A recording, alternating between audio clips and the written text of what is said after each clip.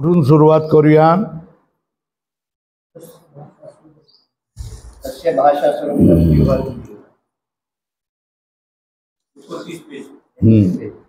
29 page. पण हे इथे झालंय का? पृथ्वी आदी पंचमहाभूत समुदायापासून तो थेट अधिष्ठान ब्रह्म चैतन्य रूप अंतिम सत्यतत्वापर्यंतच्या विचारात तत्वविचार म्हणतात. तत्वविचार कशाला म्हणतात? तर पंचमहाभूतापासून ते सगळ्यांचं अधिष्ठान जो परमात्मा जो सगळ्याचं मूळ आहे त्याला काय म्हणतात? तत्वविचार म्हणतात. जड ईश्वरात जो भेद आहे असे वाटते त्या तत्वविचारास प्रतिबंधक आहे. जो जड आणि ईश्वर याच्यामध्ये जो भेद आहे असं आपणाला जे वाटतंय असे वाटते हाच प्रतिबंध आहे. कशाला? तत्वविचारात जड आणि ईश्वर याच्यामध्ये भेद असेल तर तत्वविचार पुढे जाणारच नाही. भेद आहेच असं जर तुम्ही ठामपणे दुराग्रहपणे म्हणाल तर मग शहाणपणा तिथेच खुंटून जातो. जिथे दुराग्रह सुरू होतो तिथे शहाणपणा खुंटून जात असतो. हे लक्षामध्ये घ्या. जड आणि ईश्वर याच्यामध्ये भेद आहे. ईश्वर ईश्वर आहे, जड जड आहे, त्याच्यामध्ये भेद नाही असं तुम्ही कसं म्हणतायत? आहेच, भेद आहेच असं जर तुम्ही म्हणाल तर पुढचा विचार संपून जातो. प्रतिबंधक आहे. पण तो भ्रम आहे त्याची उपयुक्त यौक्तिक चिंतनाने निवृत्ती करावी.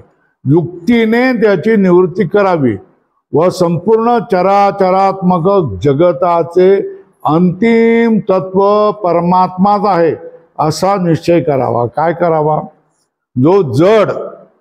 जो ईश्वर आणि जड याच्यामधला जो भेद आहे हा खराखुरा भेद आहे आणि तो आहेच असे जे दुराग्रही आहेत त्यांच्या तोंडाला बंदी कोण घालू शकणार?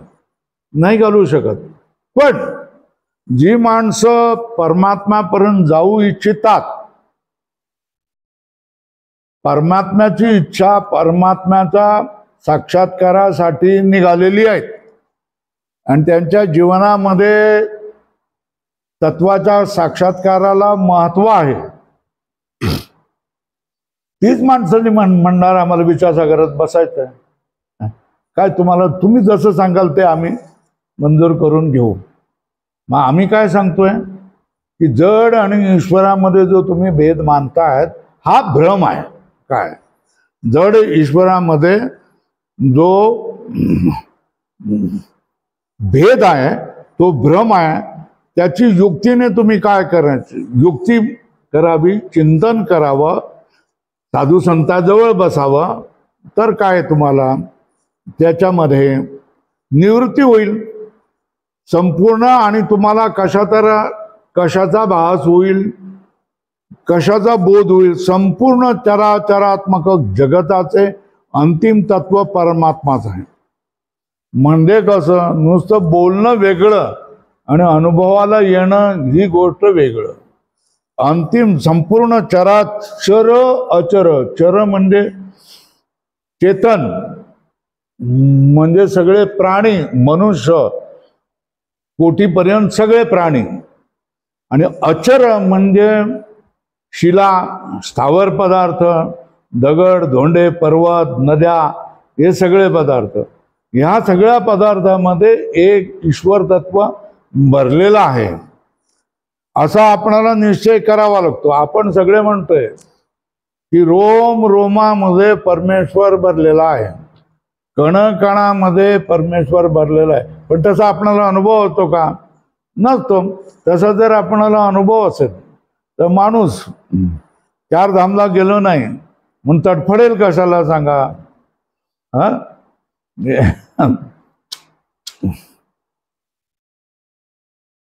अयोध्येला गेलो नाही म्हणून तडफडेल कशाला? विश्वनाथला गेलो नाही म्हणून तडफडेल कशाला? तडफडणार नाही. पण माणसं तडफडतात. त्याच्यामुळे तोंडपुजेपणा असतो की हा तुम्ही सांगतायत म्हणून भ्रम आहे. सर्वत्र चराचर काय परमात्माच आहे हे वरवर माणसं कबूल करतात. तसा सगळ्यांचा अनुभव नसतो. तसा अनुभव कोणाचा असतो? तसा अनुभव साधू संतांचा, ज्याने तत्वविचार वाचलेला आहे, तत्वविचार शिकलेला आहे, जे साधू संतांच्या जवळ खूप दिवस राहिलेले आहेत, चिंतन मनन सगळं केलेलं आहे, ते तशा विचाराचे असू शकतात. पण सामान्य माणसं ही तोंडाने म्हणतात हा कणा कण कण कण में भगवान आहे ना, पण तसा त्यांचा अनुभव नसतो. ते थोड्या थोड्या गोष्टीने काय होत असतात, रडत असतात, चरफडत असतात, दुःखी होत असतात, कणत असतात, कुथत असतात, द्वेष करत असतात, या सगळ्या गोष्टी होत असतात बरं का. त्याच्यामुळे तत्वविचार ही वेगळं आहे. आणि हे तुम्ही जितकी आवृत्ती अभ्यास आणि साधू संतांच्या सहवासामध्ये तुम्ही राहाल तितका तुम्हाला त्याचा अनुभव होत जाईल. किंबहुना परमात्मा जगत अधिष्ठान असल्यामुळे जड जगताला परमात्मा व्यतिरिक्त स्वतंत्र सत्ता स्फूर्तीच नाही. जशा तऱ्हेने तुमच्या गाडीचा टायर आहे आणि त्या टायर 4 टायर आहे. 4 टायर मधली तुम्ही हवा त्याची जी क्लिप असते ती क्लिप काढून दिली आहे ना, जसे ते RTOची माणसं करतात तशा त्याने काढून दिली की त्याच्यामधली हवा निघून जाते. हवा निघून गेल्यानंतर तो टायर असून देखील त्याला तुम्ही टायर म्हणत असून देखील तो टायर कुचकामी आहे, तो काही करू शकत नाही. ती गाडी जागच्या जागी थांबून जाते, बरोबर आहे ना. तेव्हा टायरला अस्तित्व काय? आतमध्ये भरलेली हवा. ती हवा तुम्ही काढून घेतल्यानंतर टायरला काय असतं? अस्तित्व येत असतं. तशा तऱ्हेने ह्या पंख्याला, हा पंखा आहे म्हणजे काय आहे? म्हणजे हवा देतोय.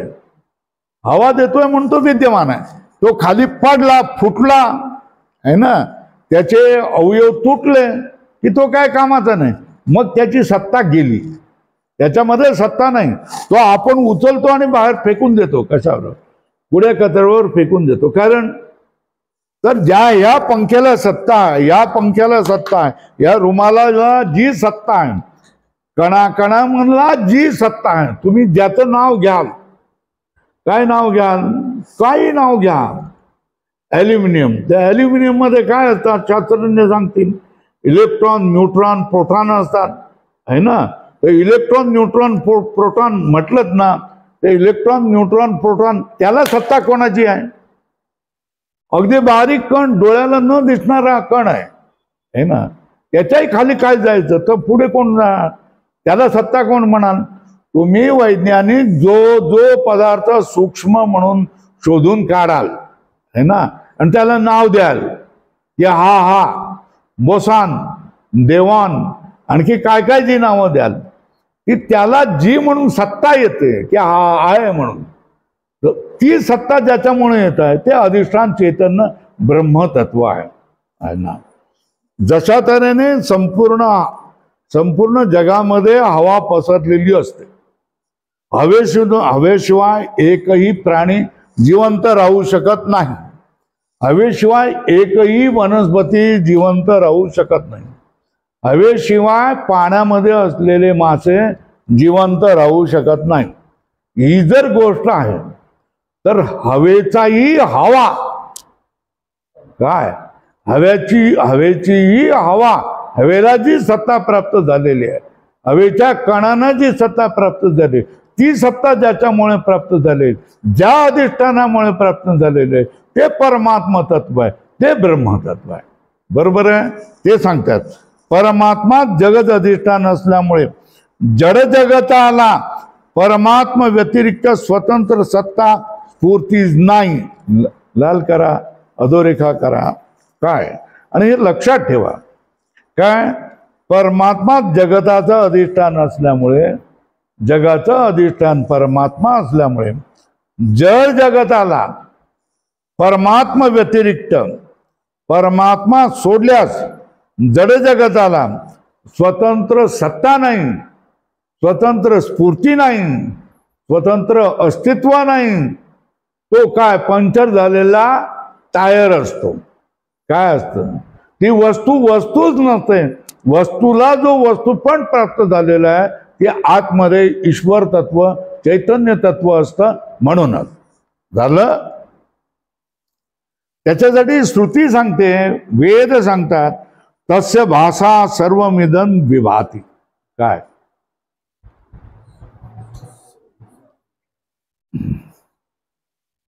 न तत्र सूर्यो भाती न चंद्र तारकम कुतो अयम अग्नी. है ना, त्याला त्या परमतत्वाला हा सूर्य प्रचंड गोळ आहे, तो प्रकाशित करू शकत नाही. जो चंद्र आहे तो प्रकाशित करू शकत नाही. ज्या तारका तुम्हाला दिसतात सगळ्या ठिकाणी रात्रीच्या वेळेला, त्या तारका त्याला प्रकाशित करू शकत नाही. तर हा चुलीमध्ये दिसणारा अग्नी किंवा शेताला आग लागली दिसणारा अग्नी, हा अग्नी त्याला काय प्रकाशित करेल? अरे ह्या लोकांना जो काय प्रकाश प्राप्त झालेला आहे, हा सगळा प्रकाश त्या परमतत्वामुळे प्राप्त झालेला आहे. तस्य भाषा सर्वमिदं विभाती. त्याच्या प्रकाशामुळेच हे सगळे काय झालेले आहे, प्रकाशित झालेले आहेत. आणि ते मूळ तत्व प्रकाशित नसेल तर हे प्रकाशित होऊ शकत नाही. याच्यासाठी उदाहरण काय? उदाहरण काय? आता हे पंखे चालतायत की नाही? है ना, इथे लावलेले सगळे दीप चालतील की नाही? है ना. आणि सगळ्या तुमच्या आंबेजोगाईत, काल का आज आंबेजोगाईमध्ये लाईट नाही, तो तुम्हीच म्हणत होता ना. हा बरोबर आहे ना. तर आंबेजोगाईमध्ये जेवढ्या काही जे बल्ब आहेत, हे बल्ब लागलेले असतात. बरोबर आहे ना, एका वेळेला. है ना. आणि त्याच्यामधली लाईट जर एका वेळेला निघून गेली तर सर्वत्र त्या बल्बला काही अर्थ राहत नाही. सर्व शहर अंधारामध्ये जाऊन जातं. हे लक्षात. याचा अर्थ काय? त्या बल्ब जे जळत आहेत ते स्वतःहून नाही जळत आहेत. आतमध्ये जे वीज तत्व आहे, या वीज तत्वामुळे ते जळतात. आणि वीज तत्वाने आपली सत्ता काढून घेतली का त्या बल्बला सत्ता राहत नाही, काहीही सत्ता राहत नाही. हे उदाहरणासाठी दृष्टांत म्हणून आपण या गोष्टी सांगतोय. तस्य भाषा सर्वमिदं विभाती. तस्य भाषा सर्वमिदं विभाती म्हणजे तो जो चैतन्य परमात्माचा प्रकाश आहे, तो प्रकाश तुम्हावर, आम्हावर, याच्यावर, त्याच्यावर, सगळ्यावर पडलेला आहे. त्याची सत्ता तुम्हावर, आम्हावर, सगळ्यावर ही सत्ता आहे. त्याच्यामुळेच आपण प्रकाशित होत होतो. आपलं ज्ञान होत असतं. हा माणूस आहे, हा माणूस आहे, हा माणूस आहे, ही आहे, ही आहे, हा पंखा, ही आहे. हे जे सगळ्या वस्तूचा जो प्रकाश होतो, हा एकमेव त्या परमात्म तत्वामुळे प्रकाश होत असतो. हे सर्व जगत अधिष्ठान ब्रह्माच्या प्रकाशानेच प्रकाशित होते. अधोरेखा करा. अर्थात जडाच्या नामरूपात्मक उपाधीमुळे व ईश्वराच्या माया उपाधीमुळे जड व ईश्वरात भेद भासतो. अधोरेखा करा. काय? जडाची उपाधी कुठली? नाम आणि रूप. अधोरेखा करा. ईश्वराची उपाधी कुठली? माया. है ना. ईश्वर म्हटला जातो तो मायामुळे. वास्तव ते ब्रह्म आहे. है ना. मायेमध्ये प्रतिबिंब पडलं ब्रह्माचं की त्याला ईश्वर म्हटलं. तो ईश्वर हे नाम प्राप्त झालंय. ते कोणामुळे? मायेमुळे. मायेमध्ये जो ईश्वर ब्रह्मतत्वाचं प्रतिबिंब पडतं त्याच्यामुळे ईश्वर तत्व झालेलं आहे. तो ईश्वर कोणामुळे आहे? मायामुळे. बरोबर आहे ना. आणि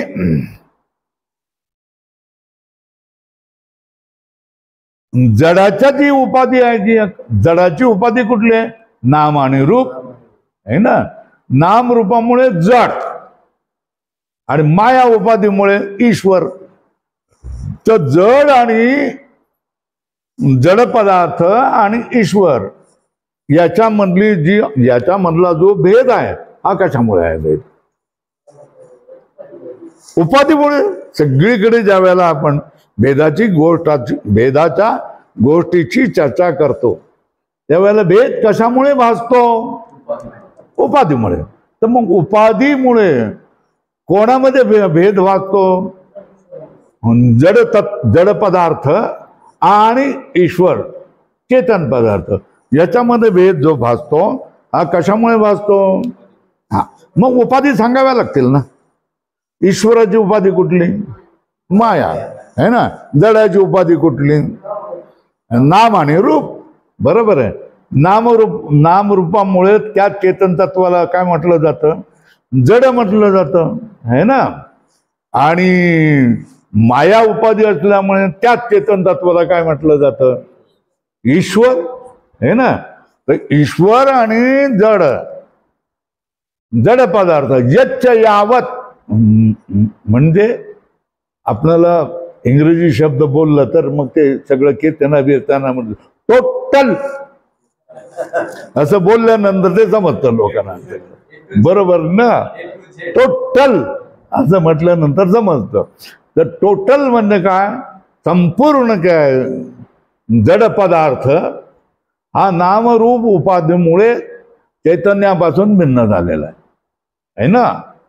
आणि मायेमुळे चैतन्यापासून ईश्वर भिन्न झाल्यासारखा वाटतो. पण हे दोन्ही पदार्थ ईश्वर आणि जड हे दोन्ही पदार्थ उपाधीमुळे आपल्याला भासतात. काय भासतात है ना. आणि उपाधीमुळे जे भासतं ते खोटं असतं है ना. त्याच्यामुळे त्यांच्यामधला भेदही काय खोटाच होत आहे ना. तर आता तुम्ही अनुमान काय करणार? जड आणि ईश्वरामधला भेद खोटा आहे कारण तो औपाधिक आहे म्हणून, उपाधीने बनलेला आहे म्हणून. बरोबर आहे ना. कसा? घटाकाश महाकाशासारखा उपाध्यामुळे. घटाकाश महाकाश हा भेद भासतोय पण कशामुळे? घट आणि मठ या उपाधीमुळे भासतो ना. हा उपाधिक भेद उपाधी फोडलीत का त्या ठिकाणी महाकाशच असतं ना. तशाच तऱ्हेने ईश्वराची उपाधी काढलीत की ते चैतन्य रूपाने काय कर चमकायला लागतं. आणि जडाची उपाधी नाम रूप फेकून दिलीत की ते जड देखील काय मी ब्रह्म आहे अशा रीतीने करायला लागतं. आता त्याच्यामुळे तुम्ही सांगा ही जड आणि ईश्वरामधला भेद हा भ्रमामुळे निर्माण झालेला आहे. कशामुळे निर्माण झालेला आहे? भ्रमामुळे, उपाधीमुळे निर्माण झालेला आहे ना. दोन उपाधीकडे लक्ष गेला की मूळ अधिष्ठानाकडे आपलं दुर्लक्ष होऊन जातं. बरोबर आहे ना. मायाकडे झालं पाहायला लागलो, आपला डोळा मायाकडे गेला की ते ब्रह्मचैतन्य विरल होऊन जातं आणि तिथे ईश्वर आपणाला दिसायला लागतो. आपला डोळा दृष्टी नामरूपाकडे गेली की ते ब्रह्मचैतन्य विरल होऊन जातं आणि तो हा पंखा आहे, हा ग्लास आहे, मोबाईल आहे, पुस्तक आहे, रुमाल आहे, पंखा आहे हे आपणाला वाचायला लागतं. आणि ज्या वेळेला ही दृष्टी संत तुम्हाला दृष्टी द्यायला लागतात. निजरूप दाविले माझे मज है ना. माझे रूप मज दाविले डोळा जिधली प्रेम कळा ज्ञान मुद्रा ही कृतज्ञते कोण म्हणत असतो? साधक म्हणत असतो ना. तर ती ही आपली ओळख होणं महत्वाचं आहे की मी कोण आहे ना. तुमचा देह आहे, त्या देहाला नाम ठेवलेलं, त्या देहाचं रूप आहे. कोणाचं पोट बारीक आहे, कोणाचं पोट मोठं आहे, कोण काळा आहे, कोण गोरा आहे. या वेगवेगळ्या उपाधी आहेत ना. आणि त्याच्यामुळे नामही वेगवेगळी आहेत, त्याची रूपही वेगळं आहे, त्याच्यामुळे ते वेगवेगळे झालेले. पण त्याच्यामध्ये त्याच्या हृदयामध्ये असणारं जे तत्व चैतन्य आहे हे किती आहे? हे तत्व चैतन्याचं जे स्फुरण होत आहे तो आहे आणि तोच सगळे आहेत आणि तोच याचे यावत पदार्थ आहेत. याचा काय उपयोग आहे? व्यवहारात तर भेदाचा उपयोग आहे ना. हे पंखा घेतला तर आपण हाताने घालू शकतो आणि हा पंखा घेतला तर हातपंख्याची जरूर नाही. आपली हवा चालत राहतो जोपर्यंत चार्जिंग आहे तोपर्यंत, आहे ना. या ग्लास आहे, पाणी धरायला उपयोगी आहे. नाही तर इथं कुठे पाणी राहणार. या पाणी धरलंय तर आता तोंड कोरडं झालंय तर पाणी ठेवून आपण तोंडाला ओलं करू शकतो ना. तर हे सगळं व्यवहार कधी होईल? व्यवहार कधी होईल? व्यवहार भेदाने होईल. बरोबर आहे ना. व्यवहार भेदानेच होईल. नामरूपानेच व्यवहार होतो. लक्षात येते का? पण परमार्थामध्ये तुमच्या नामरूपाचं काही काम नाही, आहे ना. परमार्थामध्ये तुम्हाला ही चपल बाजूला काढूनच या वाहना बाजूला ठेवूनच यावं लागतं, आहे ना. नामरूप बाजूला ठेवा, माया बाजूला ठेवा, मग तुमच्यामध्ये काय, तुमच्यामध्ये स्फुरण होणारं जे ब्रह्मचैतन्य आहे, हे ब्रह्मचैतन्य तुम्हाला स्फुरण होत जाईल, त्याचं ज्ञान होऊन जाईल, त्याचा तुम्हाला फायदा होत जाईल. भेद तशा तऱ्हेने काय व्यवहारामध्ये उपयोगी आहे, है ना. तशा तऱ्हेने अभेद देखील व्यावहारिकच आहे, व्यवहारामध्ये उपयोगी पडणार आहे. अभेद जर कळला तर सगळा त्रास, सगळी दुःख, सगळे चिंता, सगळा क्लेश हे काय होऊन जातंय, दूर होऊन जातं. क्लेश होणं हे मनाचा स्वभाव आहे ना. ह्या मनाला आपण आपल्या मुलांना जशा तऱ्हेने समजवतो तशा तऱ्हेने समजावणं आवश्यक आहे. समजावून त्याच्यावर चांगले संस्कार केल्यानंतर आपलं मूल चांगल्या तऱ्हेने वागायला लागतं. हा आपला अनुभव आहे ना. तशा तऱ्हेने मनावर तुम्ही चांगले संस्कार केले, पुन्हा पुन्हा त्याला सांगत राहिलं की तू चैतन्य तत्व आहे, तू ब्रह्मतत्व आहे, एकमेव अद्वितीय तत्व आहे, तर ते मन आपलं बघा, मन हे देखील व्यावहारिक पदार्थ आहे. आणि व्यवहारामध्ये ज्या काही गोष्टी आपल्या पदरामध्ये पडत असतात, है ना, ते मनामुळेच पडत असतात. कशामुळे पडत असतात? आणि या मनाला जर तुम्ही समजावून सांगितलं, पटवून दिलं, तर ते आज्ञाधारक झालं. ते तुमच्या कितीतरी क्लेशांना, कितीतरी त्रासांना ते संघर्ष करू शकतं, ठामपणे उभं राहू शकत नाही. माझ्यावर काही परिणाम नाही करून देणार नाही, हे मनाला समजून. मन जर दुर्बल असेल तर तुमच्या मनाच्या जवळ असणाऱ्या शरीराचं देखील ते घात करू शकतं. इतकी त्याची शक्ती आहे, मनाची शक्ती आहे ना. एकदम मनात आलंय, पुलावरून जातोय, खाली रेल्वेचं काय दिसतात, लाईन दिसतात गाड्याच्या, रेल्वेच्या, त्याच्या मनात एकदम उर्मी काय येते, नाही आज जगायचं नाही म्हणून. वरून पुलावर चढतो उंच, त्याच्यावरून उडी घेतो आणि तारावर उडून घेऊन जातो, आत्मघात करतो, खलास. हे कशामुळे? मनाच्या दुर्बलतेमुळे ना. कशामुळे? मनाच्या दुर्बलतेमुळे. आणि मनाला जर तुम्ही चांगल्या तऱ्हेने समजावून सांगितलेलं असेल तर त्याला दिसणारा आघात दिसतोय समोर, की मी 4 महिन्यामध्ये जाणार आहे, 6 महिन्यामध्ये जाणार आहे, तरी तो आनंदामध्ये राहतो आणि दुःखी होत नाही, तर दुसऱ्यांनाही आनंद देतो. दुसऱ्यांना दुःख देत नाही. तुम्ही काय काळजी करू नका, मी एकदम बरा आहे, मी एकदम बरा आहे, अत्यंत, बघा ना माझ्याकडे, मी सगळी कामं करतोय, या अशा तऱ्हेने तू सांगू शकतो. चला, झालं ना. तर भेद, जड आणि ईश्वरामध्ये जो भेद असतो, हे कशामुळे? उपाधीमुळे. ईश्वराची उपाधी कोण? माया. जडाची उपाधी कोण? हे लिहून घ्या, तिथे लिहून घ्या, खून करा, MP लिहा, महत्वाचं म्हणून लिहा. तर हा भेद कल्पित आहे ना. औपाधिक आहे, जे औपाधिक ते कल्पित असतं, तो कल्पित आहे.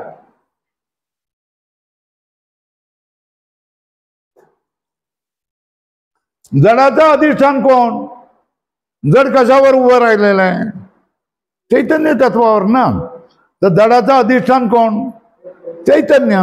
चला, ईश्वराचं अधिष्ठान कोण? चैतन्य. बरोबर आहे ना. जडाचं अधिष्ठान कोण? नामरूपी उपाधी चैतन्य तत्वावर उगाच उभी राहिलेली आहे. है ना. आणि माया रूप उपाधी ही ब्रह्मतत्व चैतन्यावर उगाच उभी राहिलेली आहे ना. जे उगाच झालेलं आहे त्याला आपण बाहेर काढतो की नाही, आणि जे महत्वाचं आहे त्याला सांगतो बस थांब, असं करतो. व्यवहारात देखील आपण करतो की. तर जे उगा कोण आहे? उपाधी है ना. आणि खरं कोण आहे? अधिष्ठान. जडाचं अधिष्ठान कोण? चैतन्य. ईश्वराचं अधिष्ठान कोण? चैतन्य. मग चैतन्याची एकजूट व्हायला काय हरकत आहे? तू बी चैतन्य, मी बी चैतन्य, चला आपण एकजूट करूया, होय ना. असं होतं ना, कळतं ना.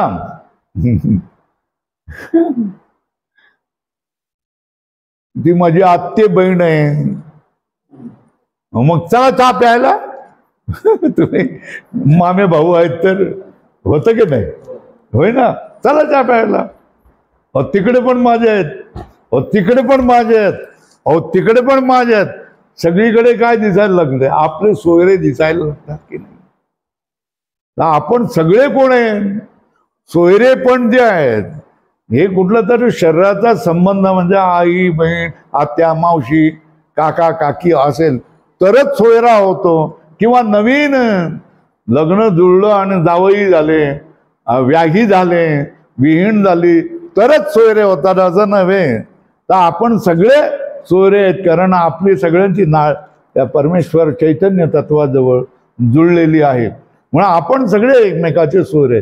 हे सोयरे पण आहे ना, सगळ्यामधलं सोयरे पण कधी कधी तुम्हाला अनुभवाला येईल. हे तुम्हाला अनुभव येईल की हे नामरूप सगळे आहेत म्हणून वेगवेगळे दिसतात. हे औपाधिक आहेत, आणि औपाधिक पण हे भ्रमाचं आहे, कल्पित आहे, आणि त्याच्या पाठीमागचं जे अधिष्ठान आहे ते आपण सगळे जण आहोत. म्हणून आपण एकमेकाचे सोयरे आहोत. अधिष्ठान भूत चैतन्य आणि ईश्वर अधिष्ठान भूत चैतन्य, जड अधिष्ठान भूत चैतन्य आणि ईश्वर अधिष्ठान भूत चैतन्य ही दोन्ही चैतन्ये तत्वतः एकच आहेत. चैतन्यामध्ये एकच असतं. जडामध्ये भेद असतो, जड ईश्वरामध्ये भेद असतो, हा भ्रामक असतो. पण याचा पाठीमागे जे अधिष्ठान चैतन्य असतं हे या अधिष्ठान चैतन्य हे एकमेव आणि अद्वितीय असतं. त्याच्यासारखं दुसरं कोणी नसतं, तेच असतं आणि ते एकच असतं. त्याच्याशिवाय दुसरं कोणीही असत नाही. आणि त्यालाच काय म्हणायचं भाषेमध्ये, वेदांताच्या भाषेमध्ये ब्रह्मतत्व, जे संपूर्ण जगताचं अधिष्ठान आहे, प्राणीमात्राचं अधिष्ठान आहे, जडचेतनाचं अधिष्ठान आहे. चला, जड अधिष्ठान भूत चैतन्य आणि ईश्वर अधिष्ठान भूत चैतन्य ही दोन्ही चैतन्य तत्वता एकच आहे. करा, अधोरेखा करा. आता याला प्रमाण तुकाराम महाराज सांगतात. विष्णू, लक्षात ठेवा, विष्णुमय जग, वैष्णवाचा धर्म, भेदाभेद भ्रम अमंगळ. भेद आम्ही मानत नाही, मग तिथे अभेद शब्द उरत नाही ना. भेद मानला तर अभेद ना होतो ना. जिथे भेद नाही तिथे अभेद होतो ना. भेदच आम्ही मानत नाही तर अभेद शब्द आम्हाला आमच्या कोशामध्ये नाही आहे. आमच्यामध्ये अभेद शब्द नावाची गोष्टच नाही आहे, कारण भेदच आम्ही मागत नाही. का मागत नाही? तू विष्णुमय जग, वैष्णवाचा धर्म. वैष्णवाचा धर्म काय? विष्णुमय जग. पण हे किती लोकांना पटलेलं आहे? नाही तर मारामाऱ्यानं झाल्या नसतं ना. काय झाल्या नसतं? कोणामध्ये? कीर्तनकारामध्ये मारामाऱ्या झाल्या नसतं. जे झालेल्याच्या आपण साक्षीभूत असतो. आपण साधे भक्त असतो सगळ्यांचे ना, कीर्तनकारांचे. आणि त्यांच्यामध्ये काय मारामाऱ्या चालत असतात, काय द्वेष चालत असतो हा आपल्यापर्यंत माहीत असतो. बरोबर आहे ना. ज्यांना हे कळलेलं नसतं ते बोलू शकत नाही ना. विष्णुमय जग, वैष्णवाचा धर्म, भेदाभेद भ्रम अमंगळ हे बोलू शकत नाही. भेद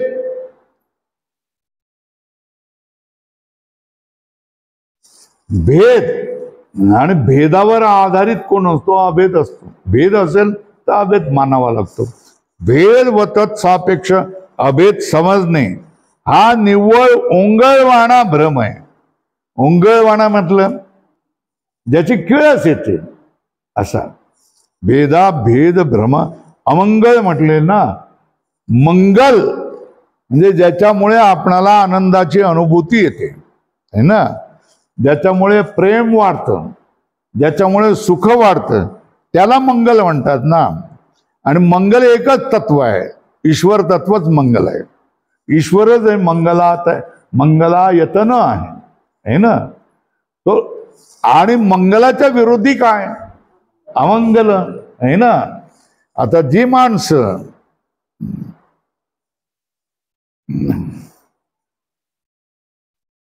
तुम्ही जर हिंसा आवडत नसेल तुम्हाला तर तुम्ही कसाई खाण्याच्या जवळून जाऊ शकत नाही. जी अहिंसक माणसं आहेत ही कसाई खाण्याच्या जवळून जाऊ शकत नाही. तिथे किती घाण असते, किती काय असतं बघू शकत नाही आपण. हे किळसवाणं वाटत असतं की नाही सांगा? काय वाटत असतं? किळसवाणं असं असतं. एखादा जो वारकरी असतो, हा वारकरी शुचिरभूत होत असतो, पवित्र हे गंध लावत असतो. त्याची पत्नी तुळशीजवळ रांगोळी काढत असते, है ना. तिथं रांगोळी दिसत, रंगायतन म्हटलेलं आहे त्या ठिकाणी.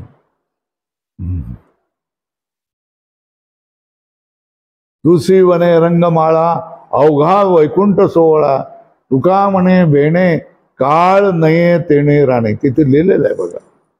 तर त्याच्या घरामध्ये तुळशीच्या समोर ती बाई काय करते? रंगमाळा करते. त्याची आई आहे ही घरामध्ये रामकृष्ण हरी रामकृष्ण हरी जप करत असते. त्याचा वडील आहे तो सकाळी बसून काय करत असतो?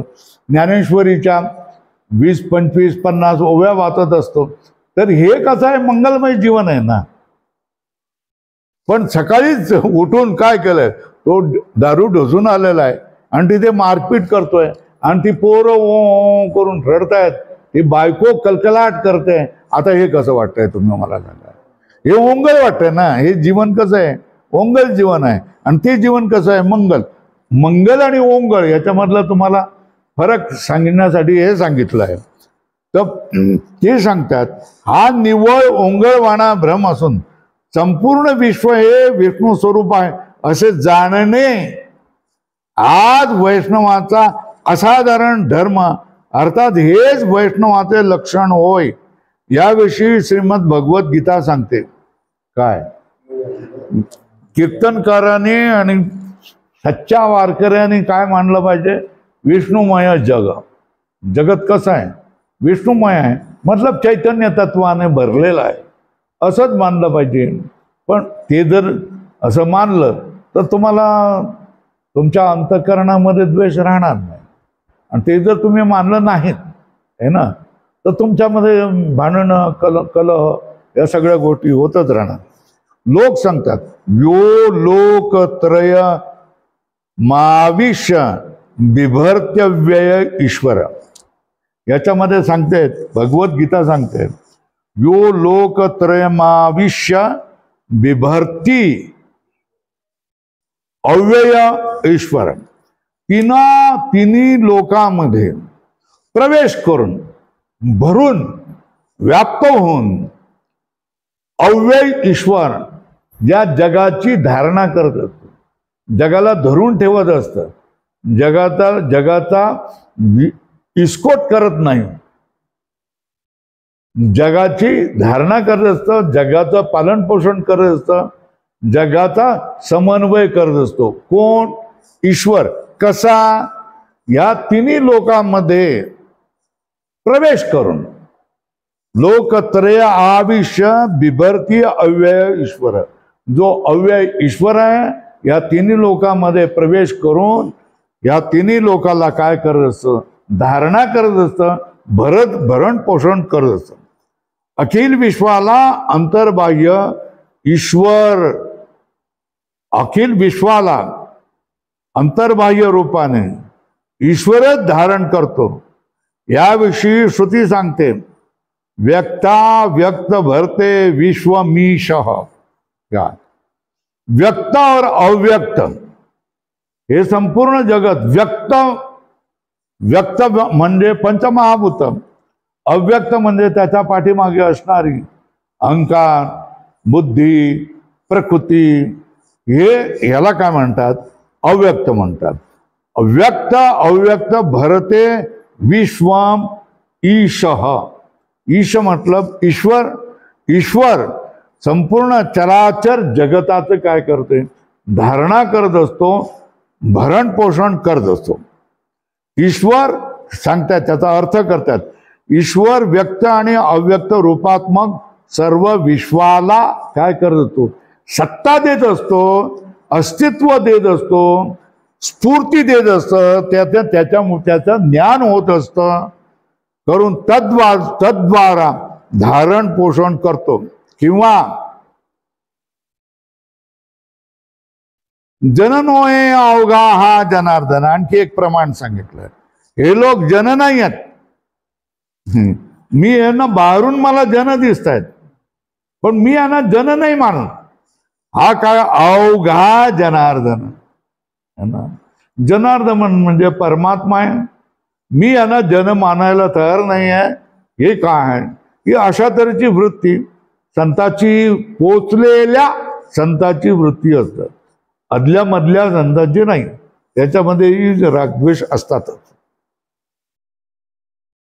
जननोये अवघा हा जनार्दन इत्यादी संत वचनावरूनही आणि उपयुक्त युक्तीने, उपयुक्त युक्ती काय? युक्ती काय सांगितली? सांगा, युक्ती काय सांगितली?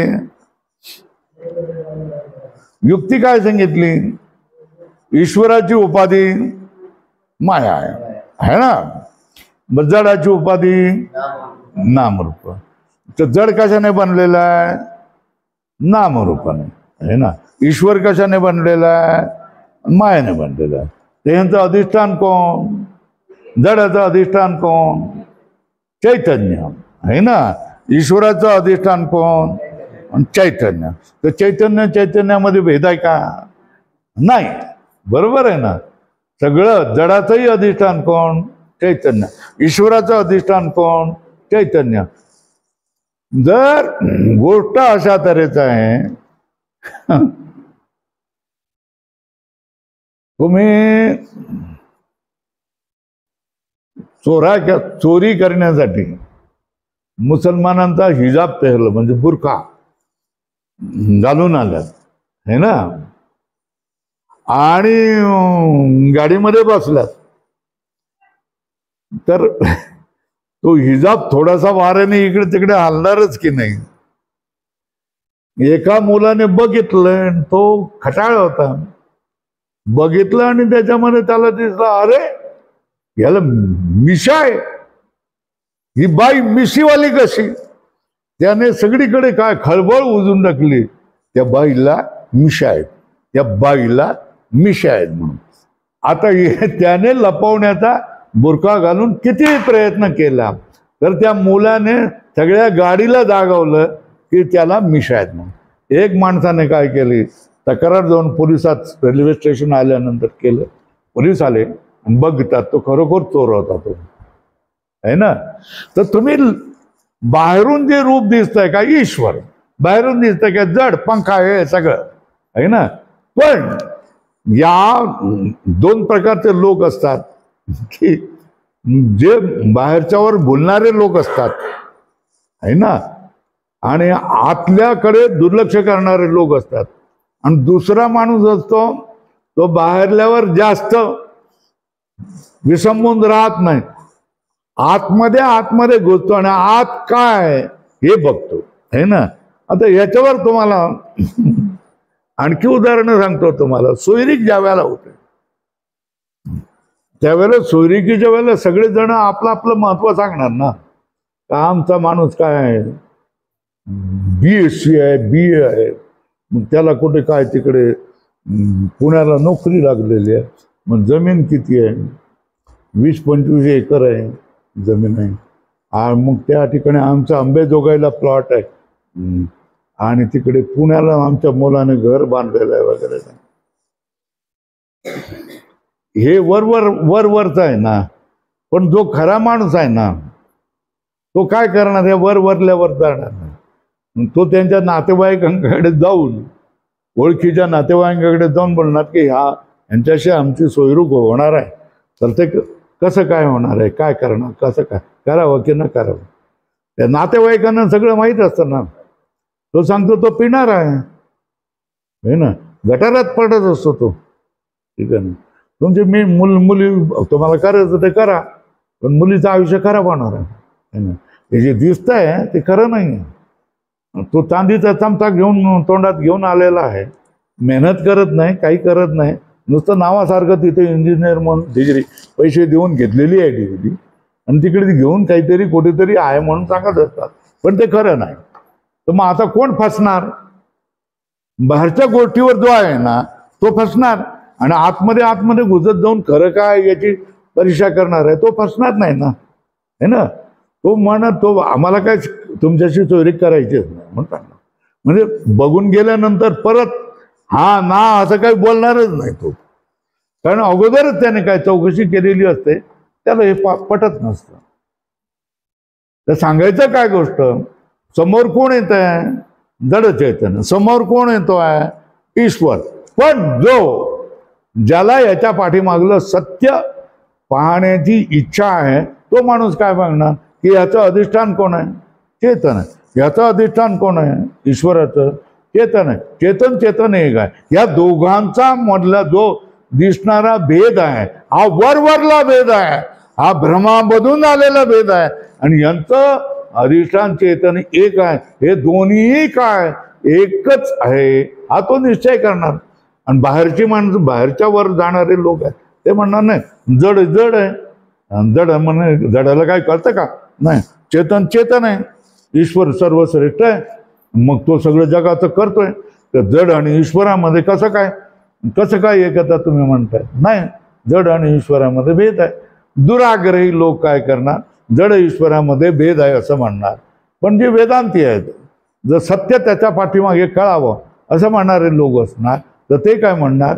हे भेद औपाधिक आहे, उपाधीमुळे आहे, मायेमुळे ईश्वर झालेला आहे, आणि नाम आणि रूप या उपाधीमुळे जड झालेलं आहे. उपाधी फेकून द्या, उपाधीला भंगार कचरा समजा, त्याच्या पाठीमागे तुम्हाला दिसेल लपलेलं कोण दिसेल?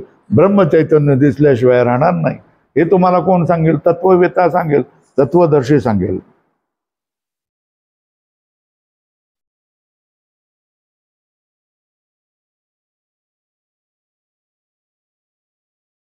जड व ईश्वर यातील भेद कल्पित असल्यामुळे संपूर्ण विश्व अधिष्ठान ब्रह्मरूप आहे असे मनन करावे, किंवा अधिष्ठान रज्जू आणि अद्यच सर्प यातील भेद कल्पित आहे, तसाच अधिष्ठान चैतन्य आणि ईश्वर व अद्यच त्रिगुणात्मक जगत यांचा भेदही कल्पित आहे.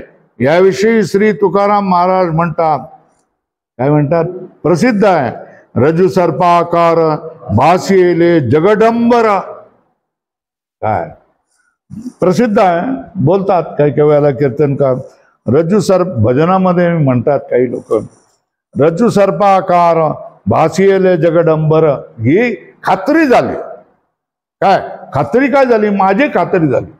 काय जगडंबर? हे सगळं जगाचं जे अवडंबर आहे, संपूर्ण जगत हे खरं नाही आहे. कसं आहे? रज्जूमध्ये सर्प हा जसा खरा नसतो, तशाच तऱ्हेने ईश्वर ब्रह्मरूप अधिष्ठान चैतन्यावर उभं राहिलं हे संपूर्ण जगत हे खरं नाही आहे. दोरीमध्ये भासणाऱ्या सर्पासारखा आहे, हा याचा निश्चय आहे. कोणाचा? तुकाराम महाराजांनी निश्चय केलेला आहे. काय निश्चय केलेला आहे? रज्जू सर्पाकार भासेले जगडंबर. आपण या लोकांनी काय ही जी प्रमाण आहेत मराठीतली तरी ही पाठ करून ठेवण्याचा आपण प्रयत्न करावा. म्हणजे आपलं काय होईल, इथे येऊन जो उन्हातानामध्ये येऊन जो आपण एक तासभर बसतो त्याचं काहीतरी फळ आपणाला मिळेल ना.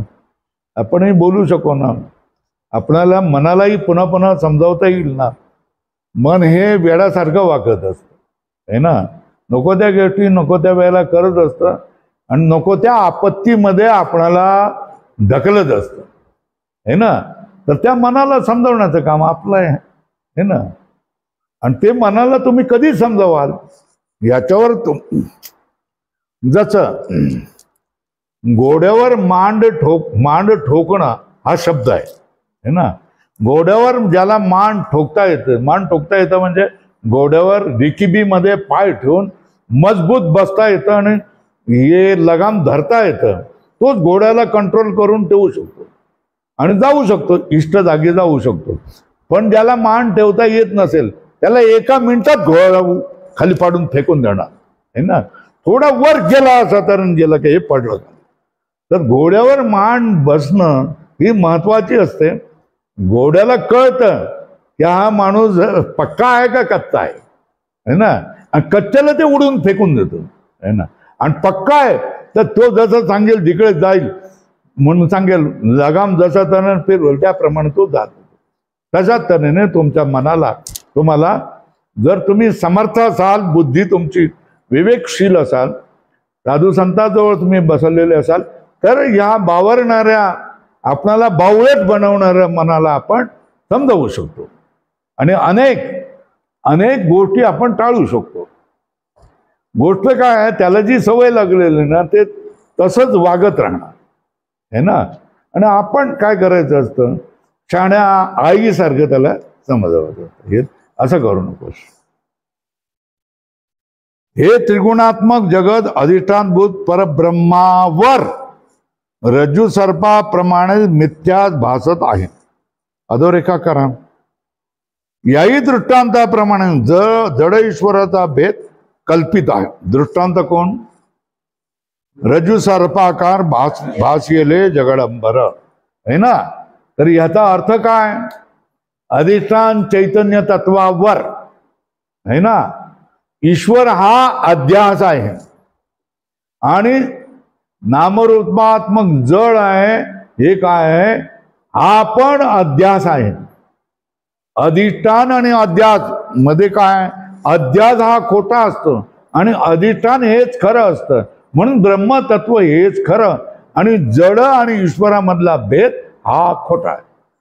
दुसरी युक्ती सांगितलं. पण प्रथम काय सांगितलं, जड आणि ईश्वरामधला भासणारा भेद हा औपाधिक आहे, है ना. औपाधिक असल्यामुळे कल्पित आहे, है ना.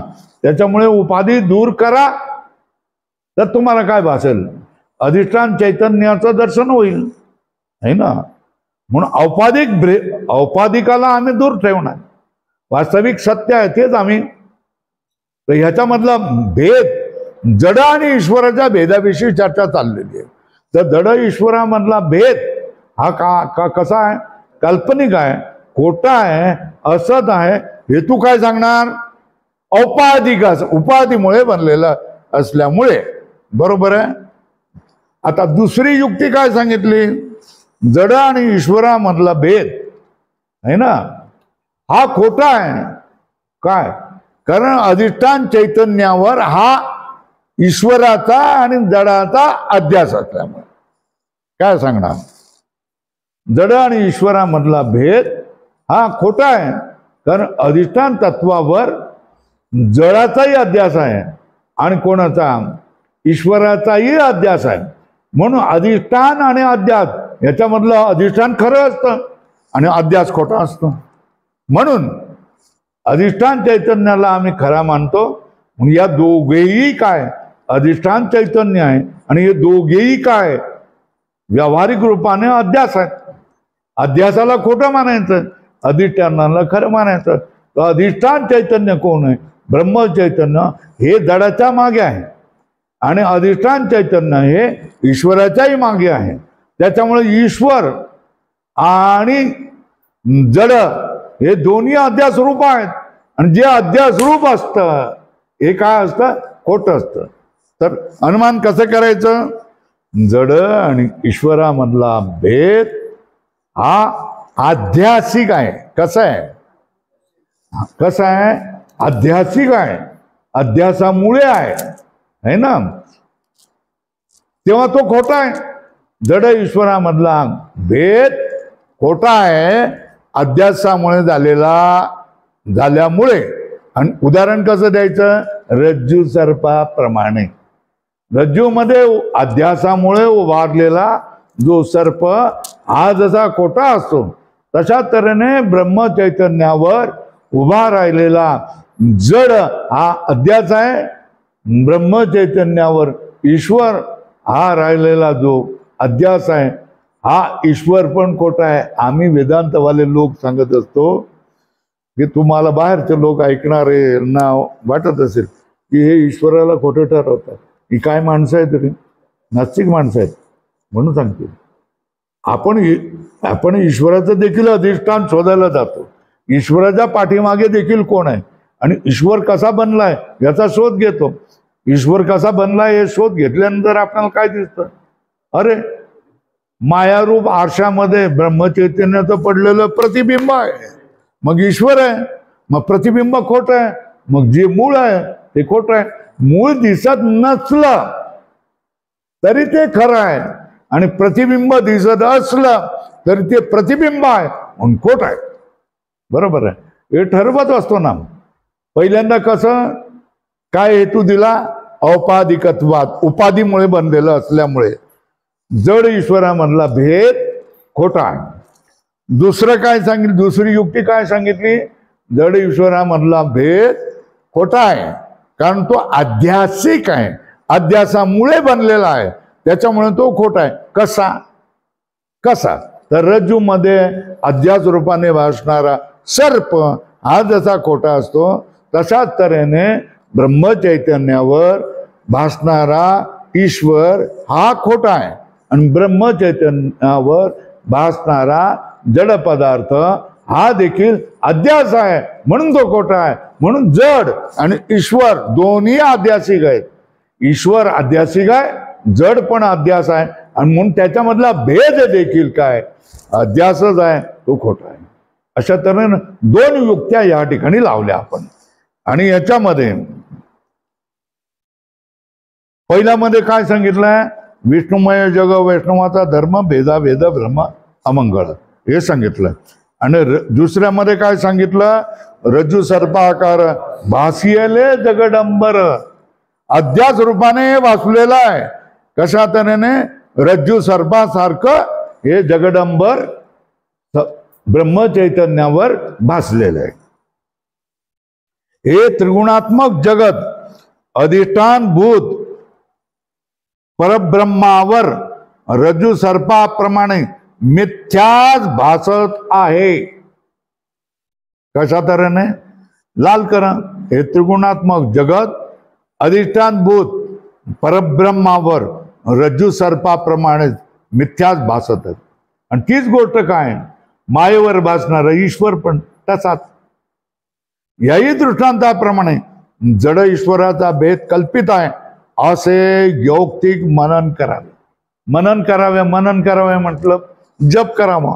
हे खोटं आहे, हे खोटं आहे, हे खोटं आहे, हे खोटं आहे, हे खोटं आहे, हे अध्यासामुळे खोटं आहे, हे उपाधीमुळे खोटं आहे, उपाधीमुळे खोटं आहे, उपाधीमुळे खोटं आहे. जड ईश्वर भेद उपाधीमुळे खोटा आहे, जड ईश्वर भेद उपाधीमुळे खोटा आहे. पाठ करतं ना पोरग, ते बघा तिकडे पाठ करतंय भगवद्गीता. श्लोक पाठ करावा लागतो ना. तशा तऱ्हेने हे सुद्धा आपण विसरतो म्हणून पाठ करावा लागतो. जड ईश्वराचा भेद हा खोटा आहे कारण तो अध्यासामुळे झालेला, अध्यासामुळे झाला. कशा? रज्जूवर भासणाऱ्या सर्पाप्रमाणे. मग या सगळं आपण जे करतो ना, जितकं आपण करतो हे सगळं खोटं आहे, खोटं आहे, खोटं आहे, खोटं आहे, खोटंच आपण करतोय, खोटंच आपण करतोय. हे हळूहळू एक परिस्थिती अशी येते की हे कशाला आपण करतोय, कशाला एवढं आपण करतोय, कशाला याची आपणाला जरुरी आहे, कशाला आपण हे वाढवतोय, हे सगळं खोटं आहे, हे सगळं खोटं आहे अशी प्रतीती आपणाला हर घडी येत असते. काही लोक काय करत असतात?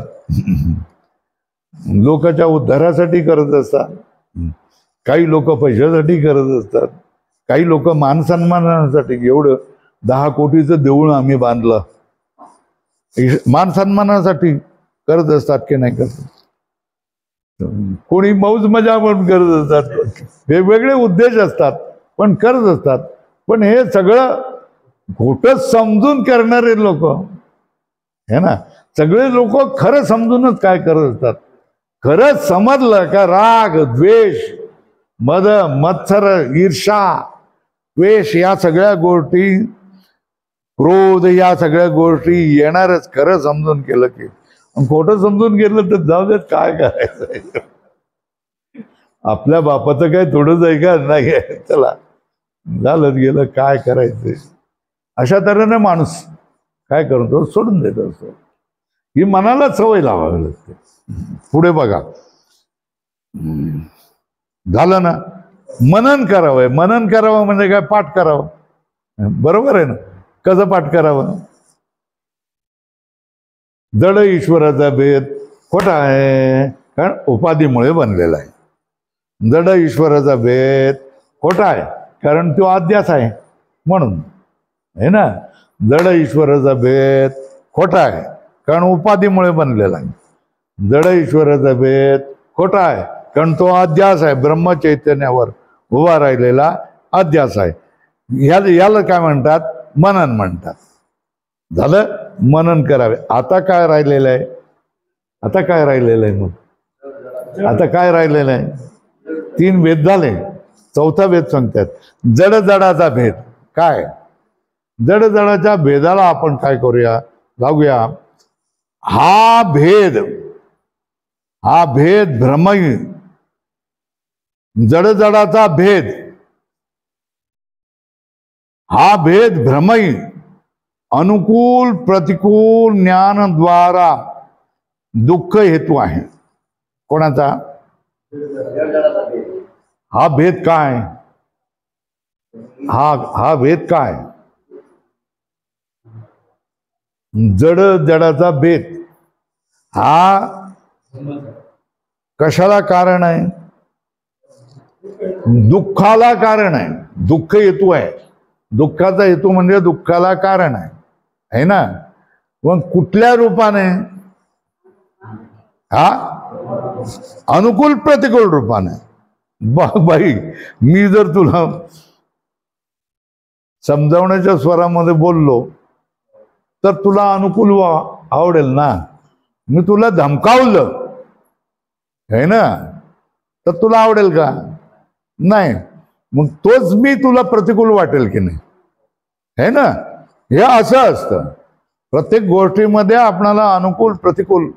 आता हे इथून फाटलं है ना, जाऊ दे, काय कामाचं ना, द्या फेकून.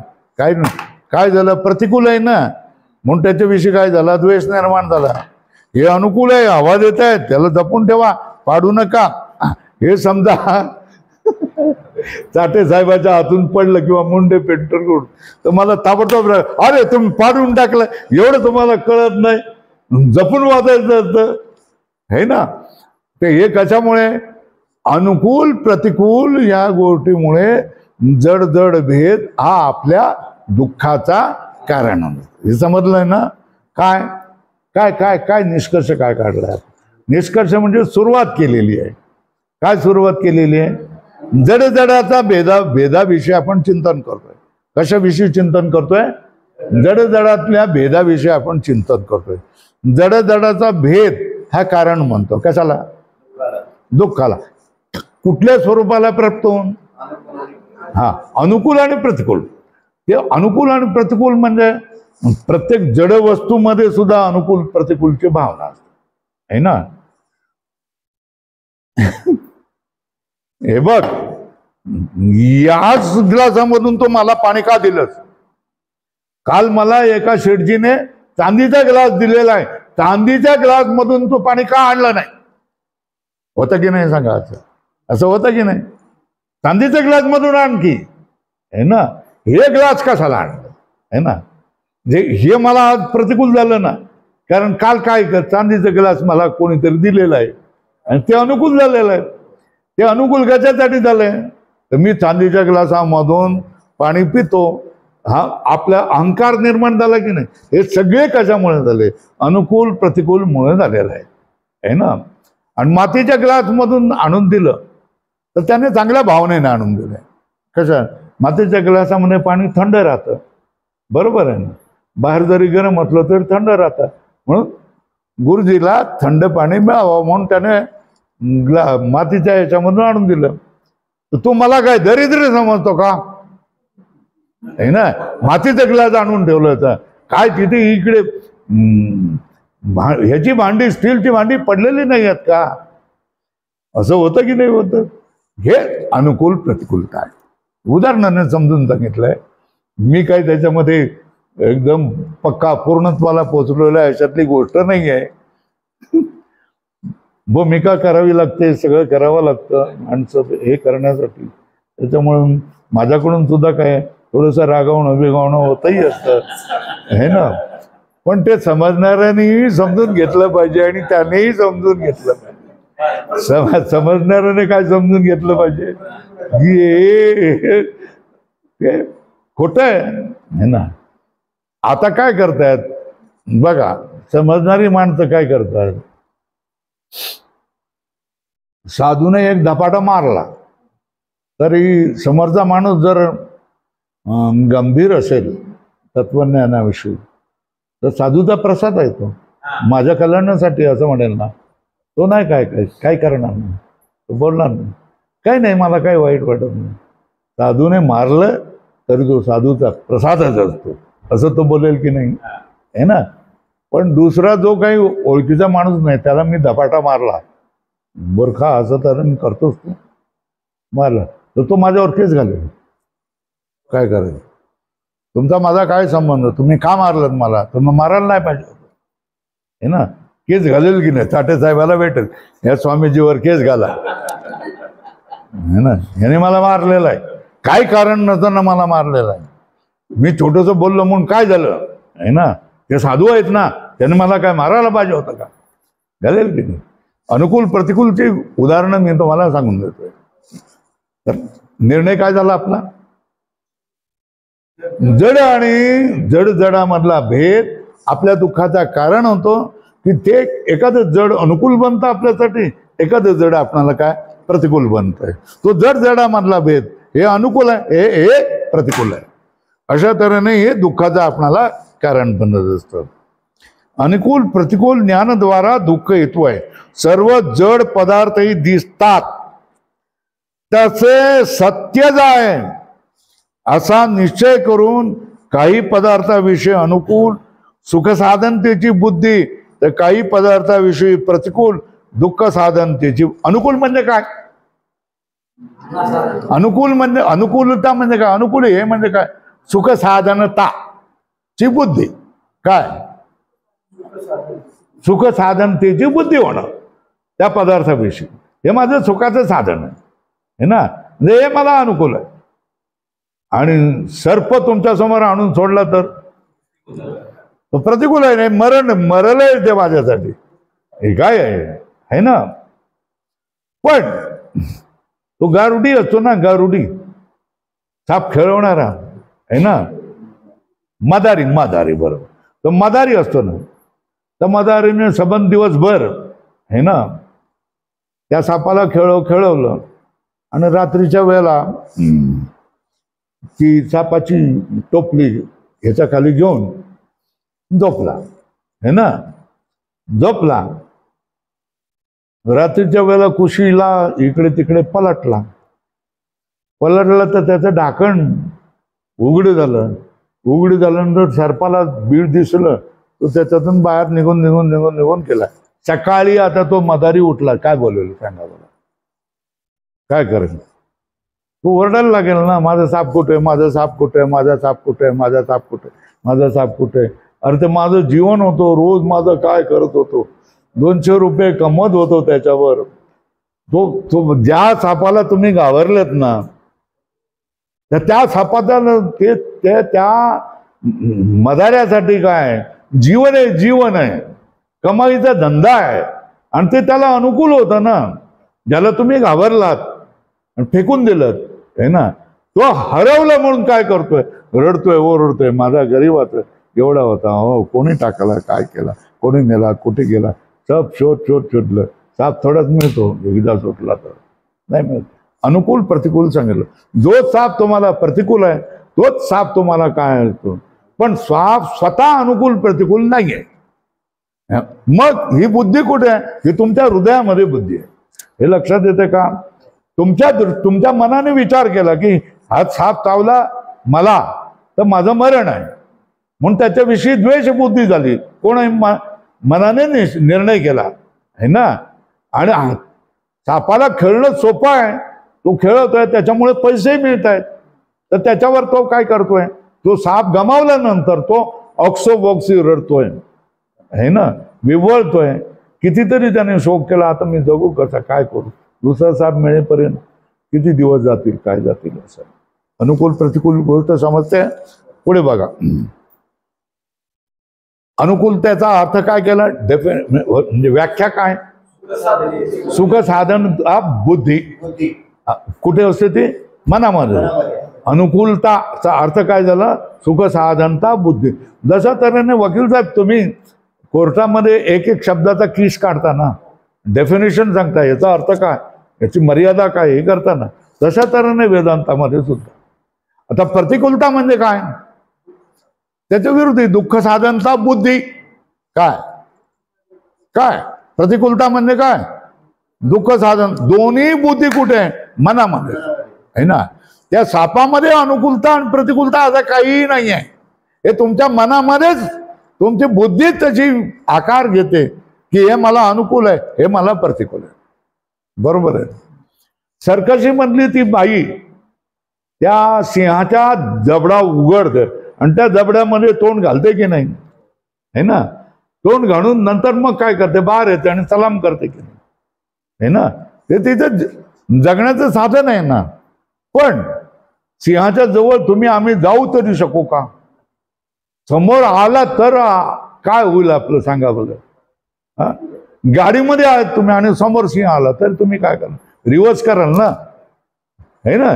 ही एवढी भीती असते ना. पण ती बाई काय करत असते? त्याच्या जबड्यात तोंडात मध्ये आपली मान घालत असते. कर, काय करायचं, त्याला भीतीच नसते. ती तिच्यासाठी तो अनुकूल आहे. आणि त्या सिंहासाठी सुद्धा ती पण अनुकूल आहे. त्याला काहीतरी खाऊ मांस बिऊस खाऊ घालत असेल, त्याच्यामुळे रोजचा संबंध असेल, म्हणून ट्रेनिंग प्रशिक्षण देणारी असेल ती, म्हणून. चला आता पुढे. निर्णय झाला का? अनुकूलता म्हणजे काय? सुख साधनता बुद्धी. प्रतिकूलता म्हणजे काय? दुःख साधनता बुद्धी. या जड पदार्थाच्या सत्यत्व निश्चयामुळे उत्पन्न होणारी सुखेच्छा तीव्र स्वरूपाची असते. परिणामी दुराशा व दुःखच पदरी पडते. असा अनुभव लिहा, अधोरेखा करा.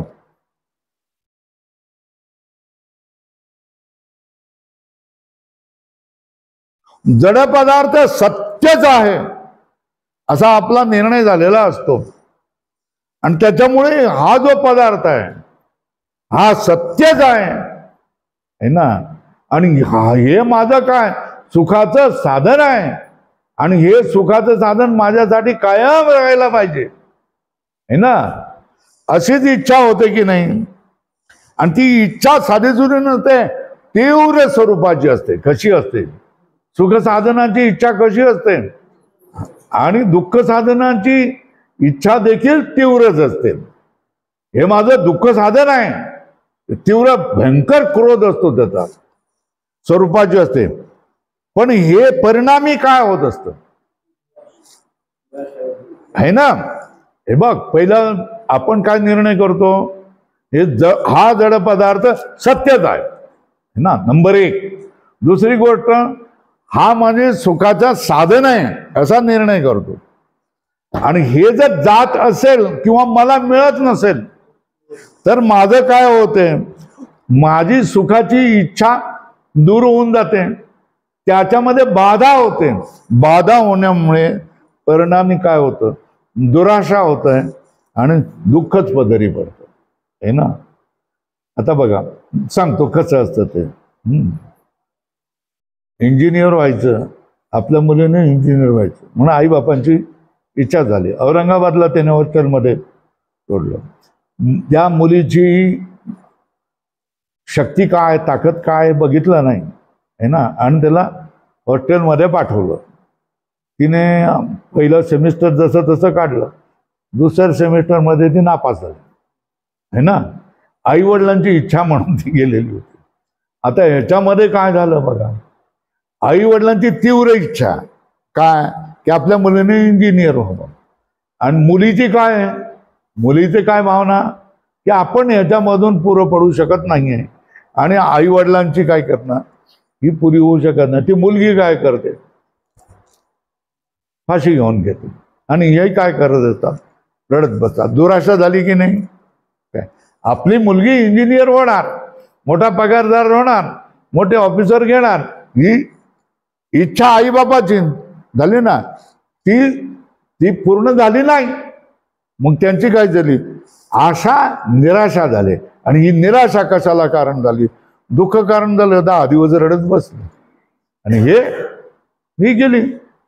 माझ्या आईवडिलांना दुःख, एवढा पैसा खर्च केला, हे सगळं केलं, आणि मी मी काही पास देखील होऊ शकत नाही है ना. इथे सगळं यश, आपली अवकात काय, आपली योग्यता काय, आणि ह्याप्रमाणे हे मला जमणार नाहीये, तुम्ही मला इंजिनिअरिंगला पाठवू नका, असं त्या मुलीने स्पष्टपणे सांगायला पाहिजे होतं की नाही पाहिजे होतं. आई वडिलांनी आपल्या मुलीची अवकात काय हे ओळखायला पाहिजे होतं की नाही. त्यांनी ओळखली नाही, आणि इंजिनियर होणं म्हणजे काय, सुखाचा मोठा पगार आहे ना. हे दोघांच्याही काय केली, सुखाची इच्छा ही काय झाली, निराशा, दुराशा, दुःखाला कारण झाली. ही अशी उदाहरणं तुम्ही रोज पेपर वाचत बसले किंवा टीव्हीवर ह्या सगळ्या गोष्टी तुम्हाला ऐकायला मिळत असतात. आणि या सगळं पाहिल्यानंतर किती वाजले का, वेळ झाला का, वेळ आहे ना, हा मग हरकत, इथे काही हालचाल दिसली म्हणून म्हटलं.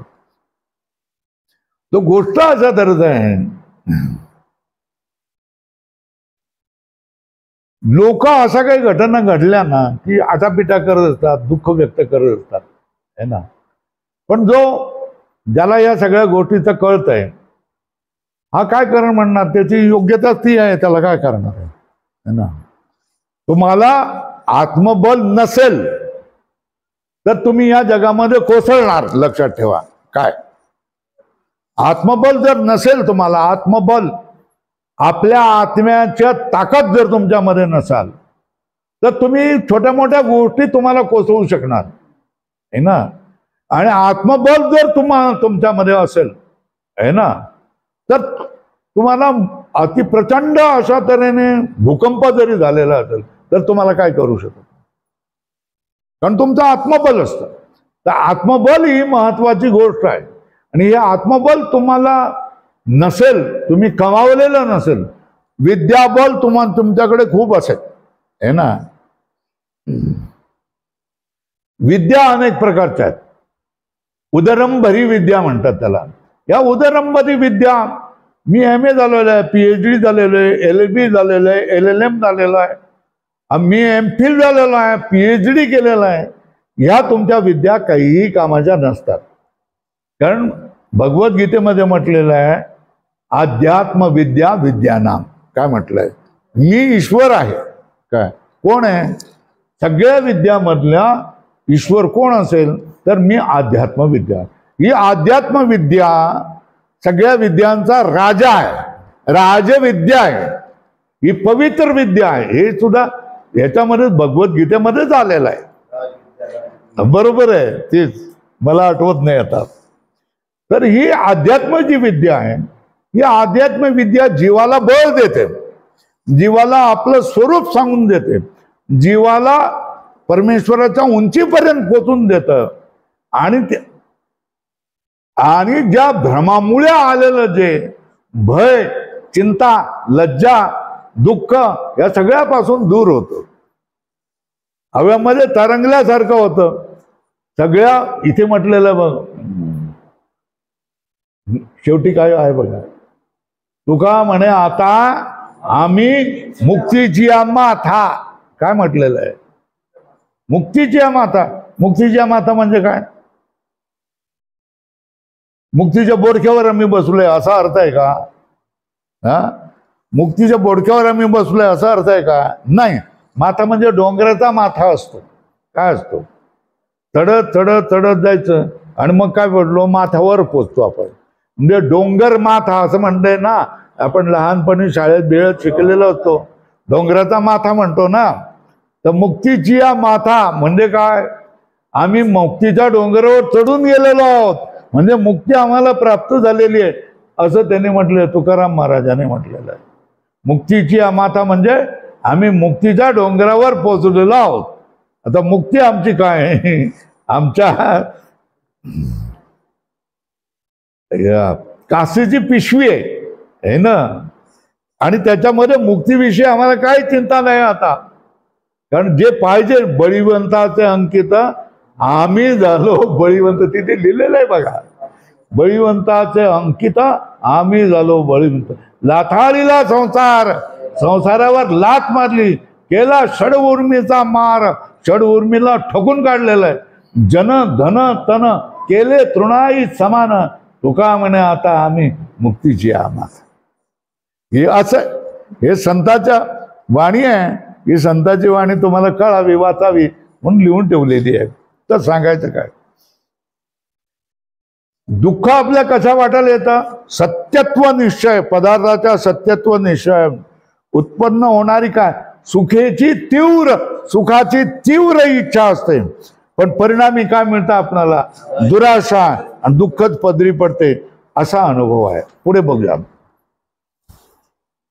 हा जडाचा भेदही कल्पितच आहे ना.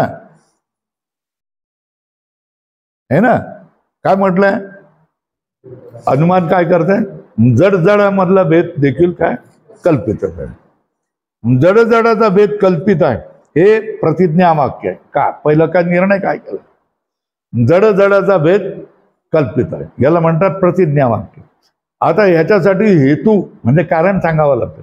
नुसतं प्रतिज्ञा बोलून चालत नाही ना. त्याला बोलायचीच कडी, बोलायचाच भात म्हणतात. तुम्ही काहीतरी हेतू सांगा ना, है ना. तर सांगितलं प्रतिज्ञा वाक्य काय? जडाचा भेद कल्पित आहे, कारण हा भेद केवळ नामरूपात्मक उपाधिकृत आहे. हे हेतू वाक्य झालं. प्रतिज्ञा बोला काय? प्रतिज्ञा काय? जडाचा भेद कल्पित आहे. काय? प्रतिज्ञा काय? निश्चय काय करायचा आहे? जडाचा भेद कल्पित आहे ना. आता ते सांगावं लागतं ना. का? कसा? है ना. तर ते त्याला म्हणतात हेतू वाक्य. काय म्हणतात? हेतू कारण वाक्य. कारण जडामधला भेद कशामुळे बनलेला आहे? नामरूप उपाधीमुळे बनलेला आहे ना.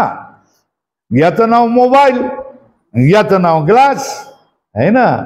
याचं रूप हे असं, याचं रूप हे असं, म्हणून हा भेद आहे. नामरूपाच्या उपाधीमुळे झाले ना. हे दोन्ही पंखेच आहे, पण याचं रूप हे असं आहे आणि हे हातपंखा म्हटलंय, हे काय इलेक्ट्रिक पंखा म्हटलेला आहे, याचं रूप हे असं आहे.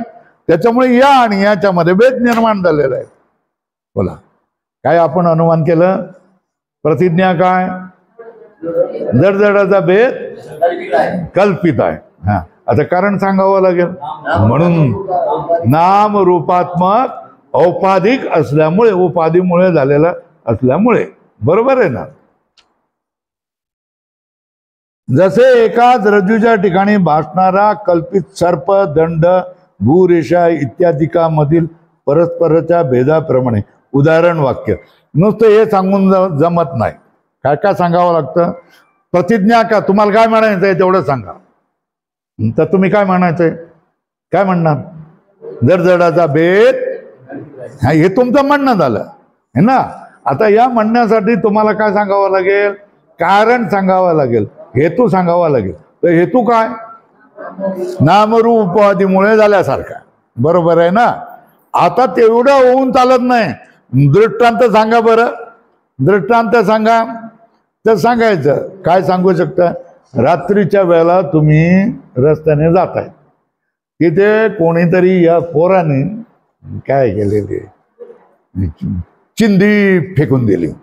अशी काढली. पोर करतात ना, नाटकं करतात, नको ती नाटकं करत असतात.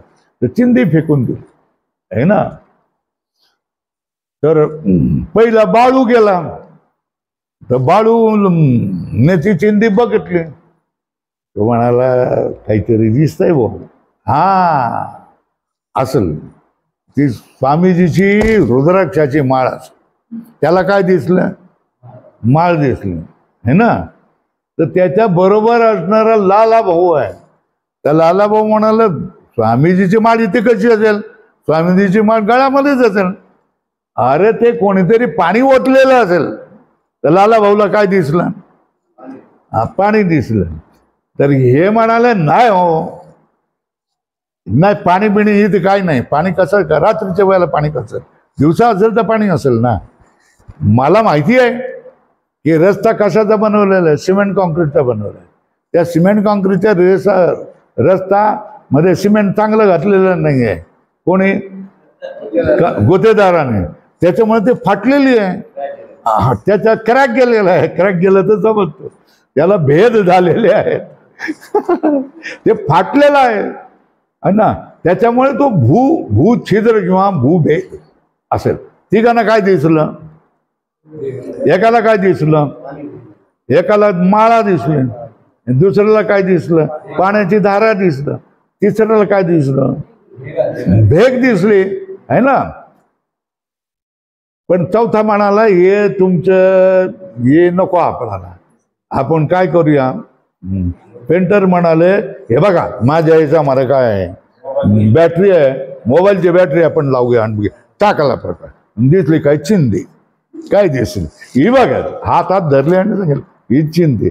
ना सर्प ना माळ ना काय नाही. चौथ्याला सर्प दिसला होता, एवढं वाटला होता. तर एका चिंदीमध्ये है ना किती भेद दिसले सांगा बरं? हा कोण कोण? एकाला माळ, दुसऱ्याला काय? पाणी, तिसऱ्याला भेग, चौथ्याला सर्प आहे ना.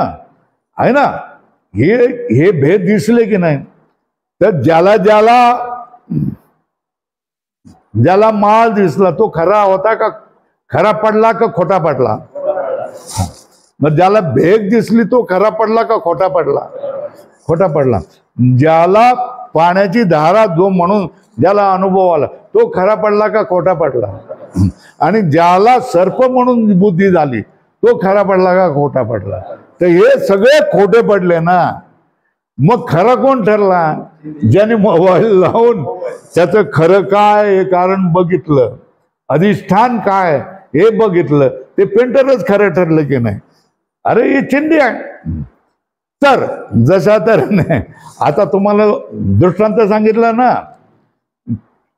रज्जू मध्ये दिसणारे माला है ना, भूभेद, जलधारा आणि सर्प किंवा आणखी काही भेद दिसतील ते, हे सगळे भेद खोटे आहेत की नाही? हा झाला दृष्टांत. काय झाला? याला काय म्हणायचं? हा आता परत सगळं अनुमान तोंडाने सांगा. प्रतिज्ञा, जड जड भेद, जड जडामधला भेद कल्पित आहे. हा कारण नामरूप उपाधीमुळे बनलेला असल्यामुळे. बरोबर आहे ना. कसं?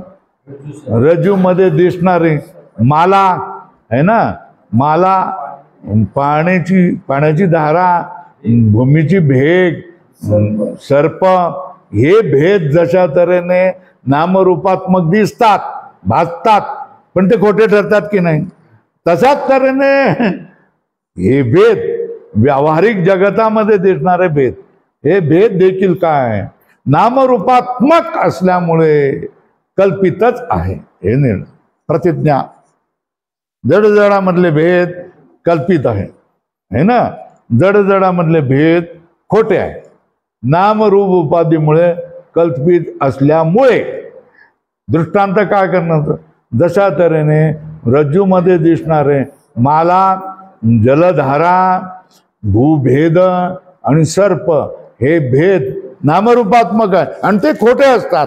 त्याप्रमाणे हे व्यवहारामध्ये दिसणारे भेद देखील नामरूपात्मक आहेत, म्हणून ते काय आहेत? खोटे. पुन्हा एकदा प्रतिज्ञा. जडजडामधला भेद खोटा आहे. काय? नामरूपामुळे कल्पित असल्यामुळे. जशा तऱ्हेने रज्जूमध्ये नामरूपात्मक दिसणारे भेद कोण? सर्प, माला, भूभेद आणि जलधारा हे भेद जसे नामरूपात्मक असल्यामुळे खोटे आहेत, तशाच तऱ्हेने व्यावहारिक जगतामध्ये दिसणारे जडजडामधले भेद हे खोटे असले, हे नामरूपात्मक असल्यामुळे, नामरूपात्मक उपाधीमुळे असल्यामुळे खोटे आहेत. हा निर्णय काय करतो? जाणता माणूस करायला लागतो. आता हे बघा, जडजडाचा भेद कल्पित आहे, प्रतिज्ञा वाक्य होय, कारण हा भेद केवळ नामरूपात्मक उपाधीकृत आहे म्हणून हे हेतू वाक्य होय. जसे एका रज्जूच्या ठिकाणी भासणाऱ्या कल्पित सर्प, दंड, भूरेषा इत्यादिकामधील परस्परांच्या भेदाप्रमाणे याला काय म्हणतात? उदाहरण वाक्य. तिनाच्या खाली काय करा? अधोरेखा करा. या अनुमान रूप युक्तीने हा जडजडाचा भेद कल्पितच आहे असे जाणावे. हे ना, जडजडाचा भेद कल्पित आहे याच्यासाठी कुठलं प्रमाण लावलं? अनुमान प्रमाण लावलं.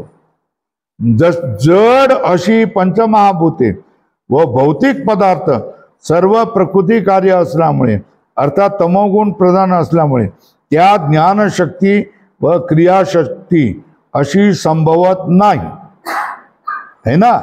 कारण कोणताही जड पदार्थ चेतनावर आधारित असल्याविना, चेतनाच्या प्रेरकाविना कार्यप्रवण होऊ शकत नाही व तसा जड पदार्थ स्वतंत्र कार्यप्रवण झाल्याचे किंवा चेतनाधिष्ठानविना कार्य उत्पन्न करीत असल्याचे व्यवहारात कुठेही आढळत नाही. संपूर्ण विश्वाला चेतन परमात्माच अधिष्ठान रूपाने निमित्त कारण आहे आणि चैतन्याच्या अधिष्ठानावर आश्रयावर कल्पित त्रिगुणात्मक माया परिणाम रूपाने जगाचे उपादान कारण आहे. याविषयी स्वतः भगवंतच सांगतात. मय्या दक्षिण प्रकृती सूयते चराचरण. भगवद्गीता सांगते, माझ्या अध्यक्षतेखालीच प्रकृती काय करते? सगळ्या चराचर पदार्थांना उत्पन्न करत असते, प्रसूत करत असते. मी अध्यक्ष असतो आणि माझ्या अध्यक्षतेखालीच ही सगळी माया प्रकृती चराचर जड पदार्थांना काय करत असतात? प्रसूत करत असतात, उत्पन्न करत असतात. त्याला मूळ कारण कोण असतं? परमात्म चैतन्यच असतं. याच्यामध्ये एवढं वाचलं तर ते समजावून सांगतो मी तुम्हाला.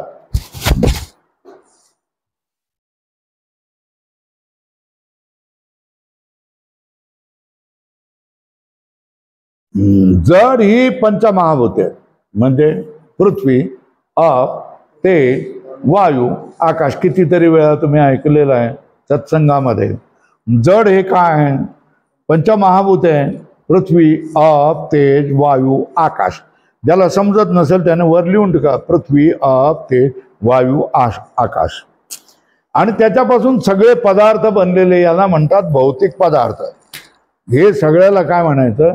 भौतिक पदार्थ. बरोबर आहे. हे भौतिक पदार्थ हे मग काय झालं? याचं कारण कोण? प्रकृती. आणि प्रकृतीचे हे काय झाले? हे कार्य आहे. प्रकृती कारण आणि हे काय झालं? कार्य असल्यामुळे, अर्थातच तमो गुण प्रधान असल्यामुळे हे सारे पंचभौतिक पदार्थ आहे ना. पंचमहाभूत आणि पंचभौतिक पदार्थ हे कोणामुळे बनलेले आहेत? प्रकृतीमुळे. प्रकृतीच्या कुठल्या भागाने बनलेले आहेत? तमोगुणामुळे. प्रकृतीमध्ये किती गुण? सत्व, रज, तमोगुण. तमोगुण प्रधान कोण असते? माया असते. त्याच्यामध्ये सत्वगुणही असतो आणि रजोगुणही असतो. पण ताडासारखा उंच कोण असतो? तमोगुण असतो. आणि या ग्लासासारखा किंवा या पंख्यासारखा कोण असतो? रजोगुण असतो. आणि या ग्लासासारखा कोण असतो? मग सर्वात जास्त प्रधान कोण? तमोगुण. तो तमोगुण रूप प्रकृतीपासून बनलेले सारी पंचमहाभूत आणि त्या पंचमहाभूतापासून बनलेले पंचभौतिक पदार्थ याच्यामध्ये सुद्धा काय येईल? तमोगुणच येईल, है ना. ज्ञान आणि चेतना या गोष्टी सत्वगुणामुळे येतात. काय है ना. तुम्हाला हे जे कळतंय समजतंय याचं कारण काय? तुमच्यामध्ये थोड्या अधिक प्रमाणामध्ये सत्वगुण चांगला आहे, बऱ्यापैकी आहे, म्हणून तुम्हाला कळतंय समजतंय. आणि जर तमोगुण प्रधान आहे, रजोगुण प्रधान असेल, ते माणूस इथे येणारच नाही. कळण्याची बात पुढेच राहिलं. हे लक्षात येत आहे का? जो माणूस आहे ज्याला माणसामध्ये तमोगुण प्रधान आहे, रजोगुण प्रधान आहे, त्याला बोलावलं तरी तो इथे येणार नाही, आला तरी त्याला कळणार नाही आणि दुसऱ्या वेळेला परत येणार नाही, है ना. आणि तुम्ही इथे बसून ऐकतात, प्रतिसाद देत आहेत, याचा अर्थ काय आहे? तुमच्यामध्ये सत्वगुण आहे. तर सत्वगुणाचा परिणाम काय? ते ज्ञान. काय तुमच्यामध्ये सत्वगुण असेल तरच तुम्हाला ज्ञानाची इच्छा होईल. खरं काय ते मला कळलं पाहिजे. हे केव्हा तुम्ही म्हणाल? तुम्हाला सत्वगुण असेल त्याच वेळेला तुम्ही म्हणाल. आणि तमोगुण असेल तर काय? अरे खरं काय खोटं काय, जे आहे तेच आहे, तेच खरं आहे ना, असंच तो म्हणणार आणि ते तुम्ही स्वीकारा. सत्वगुणी म्हणणार नाही, बाहेरून दिसणार आहे, मी ह्याच्यामध्ये संतुष्ट नाही आहे, याच्या आत बुडात काय, खाली काय, आतमध्ये काय ते मला बघायची इच्छा आहे. तर त्याला ज्ञानाची इच्छा असते, हा ना. बरोबर आहे ना. जर ज्याच्यामध्ये ज्ञान आणि स्फूर्ती असतं त्याला चेतन म्हटलं जातं. काय म्हटलं जातं? ज्ञान आणि स्फूर्ती असेल तर त्यालाच काय म्हटलं जातं? चेतन असतं. आणि हे चेतन आहे का जड आहे? जड आहे. का? त्याला स्वतःची ज्ञान आणि स्फूर्ती नाही. आता 5:30 वाजले, पेंटरांनी सांगितलं की 5:30 वाजले. मग आपण सगळेजण उठणार आहेत की नाही? जाणार आहे की नाही? आपल्याला भूक लागणार की नाही? मग काहीतरी खायची इच्छा होणार की नाही? हे सगळं होणार आहे. हे का? इथे तुम्ही कायम बसण्यासाठी आलेला नाही, तुम्ही निघून जाणार. इथे कशासाठी आलेले आहेत? ज्ञान प्राप्त करण्यासाठी आलेले आहेत. तर हे ज्ञान आहे ना की स्वामीजीजवळ बसलं तर आपल्याला काहीतरी कळेल, हे तुमचं ज्ञान आहे. तर हे तुम्हाला ज्ञान आणि स्फूर्ती, जाणं येणं या गोष्टी कोणामध्ये घडतात? चेतनामध्ये. आणि या दोन्ही गोष्टी कोणामध्ये नसतात? जडामध्ये नसतात. एक ग्लास जर मी इथे ठेवलं तर किती दिवस राहील? हा, किती दिवस राहील ना? कितीही दिवस राहील, आहे ना. आता तुमची बातमी आलेली कोणी ऐकली आहे तर बघा बुवा, पंढरपूरच्या तळघरामध्ये एक मूर्ती सापडलेली आहे, अशी एक बातमी आहे ना, आहे ना. मग ही मूर्ती किती दिवस आणि कशी त्याच्यामध्ये ठेवली होती कोणाला काय माहिती आहे का? नाही. पण ती मूर्ती जशीच्या तशी राहिली की नाही? बरं, मातीमध्ये गाडलेली मूर्ती जशीच्या तशी असते की नाही? त्याच्यावर काही परिणाम होत नाही, बरोबर आहे.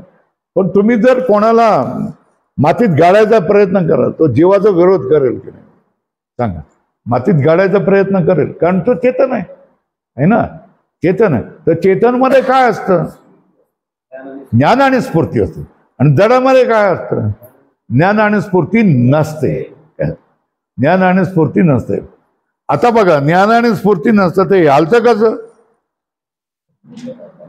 हे पंखा हालतं कसं, है ना. आता तुम्ही सांगाल की ह्याच्या स्वतःमध्ये नाही, ते स्वतःमध्ये नाही, स्वतः हालू शकत नाही, है ना. ते तिथेच राहणार, है ना. गंजल पण हलणार नाही, है ना. पण त्याच्या मागे करंट आहे ना, करंट आहे म्हणून ते करंट त्याला फिरवतं. तर हे जे हालतं ते कोणामुळे हालतं? करंटमुळे हालतं ना, विद्युत प्रवाहामुळे हालतं ना. आणि तो विद्युत प्रवाह जो हालतोय आणि दुसऱ्यांना हलवतो तो कोणामुळे हलवतोय? तो आणखी कोणतरी त्याचा बाप आहे ना, चैतन्य, है ना. हे लक्षात आलं ना. तर सगळी परंपरा कुठे जाते? जडांना सुद्धा हलवणार कोण आहे? चेतन आहे, है ना. पृथ्वी आकाशामध्ये अंतरिक्षामध्ये उभी आहे, बरोबर आहे ना. तर तिला सांभाळ करणारा कोण आहे? ईश्वर आहे ना. तिला गरागरा फिरवणारा कोण आहे? ईश्वर आहे. त्याच्या भोवती चंद्राला फिरवणारा कोण आहे? आणि हे लटांबर सूर्याच्या भोवती फिरवणारा कोण आहे? हे सगळं आपण 4वी 5वी 6वी 7वी 8वी 9वी 10वी शिकतो ना. तो कोण आहे? ते शेवटी आपल्याला म्हणावं लागतं की हे स्वतः पदार्थ फिरू शकत नाहीत, कारण हे जड आहेत. ते यांना फिरवणारा कोणीतरी आहे ना. आता ते कचऱ्याच्या पेट्या आहेत की नाही, त्या पेट्या तुम्ही किती दिवस तिथे ठेवा, जशा पडून राहतील त्याच्यावर हवेचा याचा परिणाम होऊन फुटून मोडून जातील, पण ते जाऊ शकत नाही. पण जर चेतन माणूस तिथे असेल तर तो ढकलून त्याला कुठेही नेऊ शकतो. हे बरोबर आहे ना. तर जड पदार्थ जो आहे हा शेवटी जडच असतो. त्याच्यामध्ये जर चेतन स्फूर्ती नसते, समजा त्याच्यामध्ये चेतन स्फूर्ती आढळली तर ती कोणामुळे? चेतनामुळेच असते. हेच सांगतायत बघा. जड पदार्थ चेतनाधिष्ठान विना, चेतन अशा प्रेरका विना कार्यप्रवण होऊ शकत नाही. है ना. हा पंखा आहे, हा करंट विद्युत करंटमुळे फिरतो, विद्युत करंटमुळे प्रेरित झाल्यामुळे फिरतो. आणि विद्युत करंट नसेल तर तो फिरू शकणार नाही. हा आपला निर्णय आहे ना.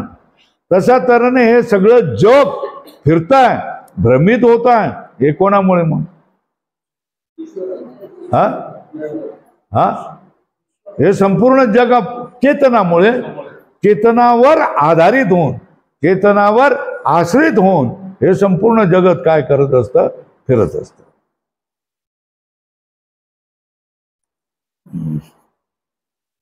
चेतन अशा प्रेरका विना कार्यप्रवण होऊ शकत नाही.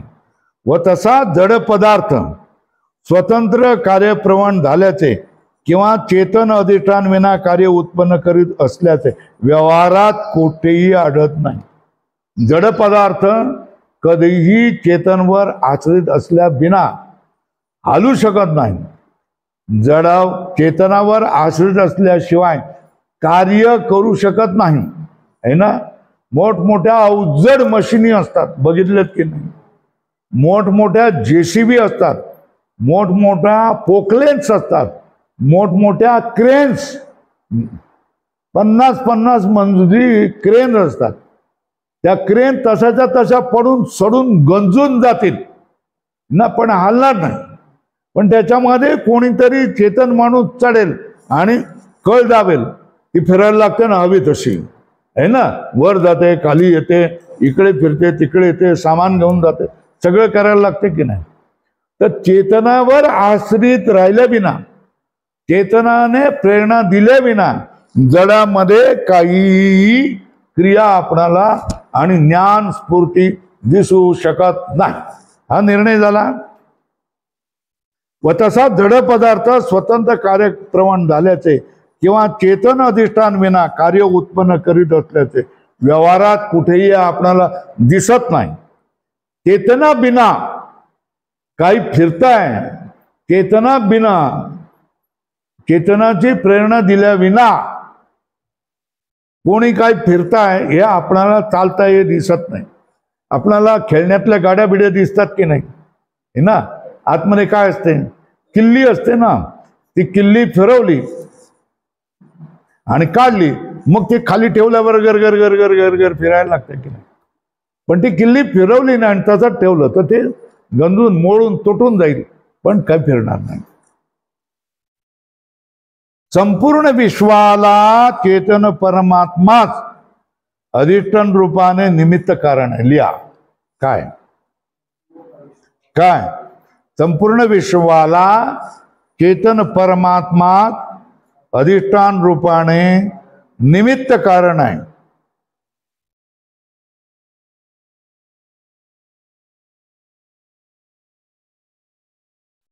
है ना. आणि चैतन्याच्या अधिष्ठानावर काय, आणि चैतन्याच्या अधिष्ठानावर किंवा आश्रयावर कल्पित त्रिगुणात्मक माया परिणाम रूपाने जगाचे उपादान कारण आहे असे याविषयी स्वतः भगवंत सांगतात. आता मी हे समजावून सांगतो तुम्हाला.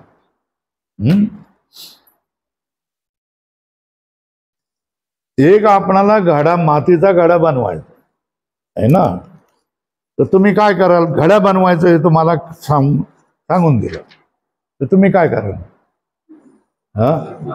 कुठून तरी माती आणणार ना, आहे ना. तर मग घडा बनतो हा कशातून बनतो? घडा बनतो हा कशातून बनतो? मातीतून. बरोबर आहे ना. माती नसेल तर घडा बनेल का? नाही. बरोबर आहे. मग माती घडा बनवण्यासाठी तुम्ही पहिल्यांदा धावाधाव कशासाठी कराल?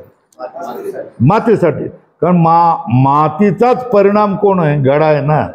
मातीलाच तुम्ही हे केलं, उपटलं, नंतर काय केलं?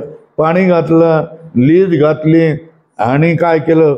चढवलं, 2 दिवस त्याला कुजवलं आणि मग त्याच्या गारा चांगला झाला.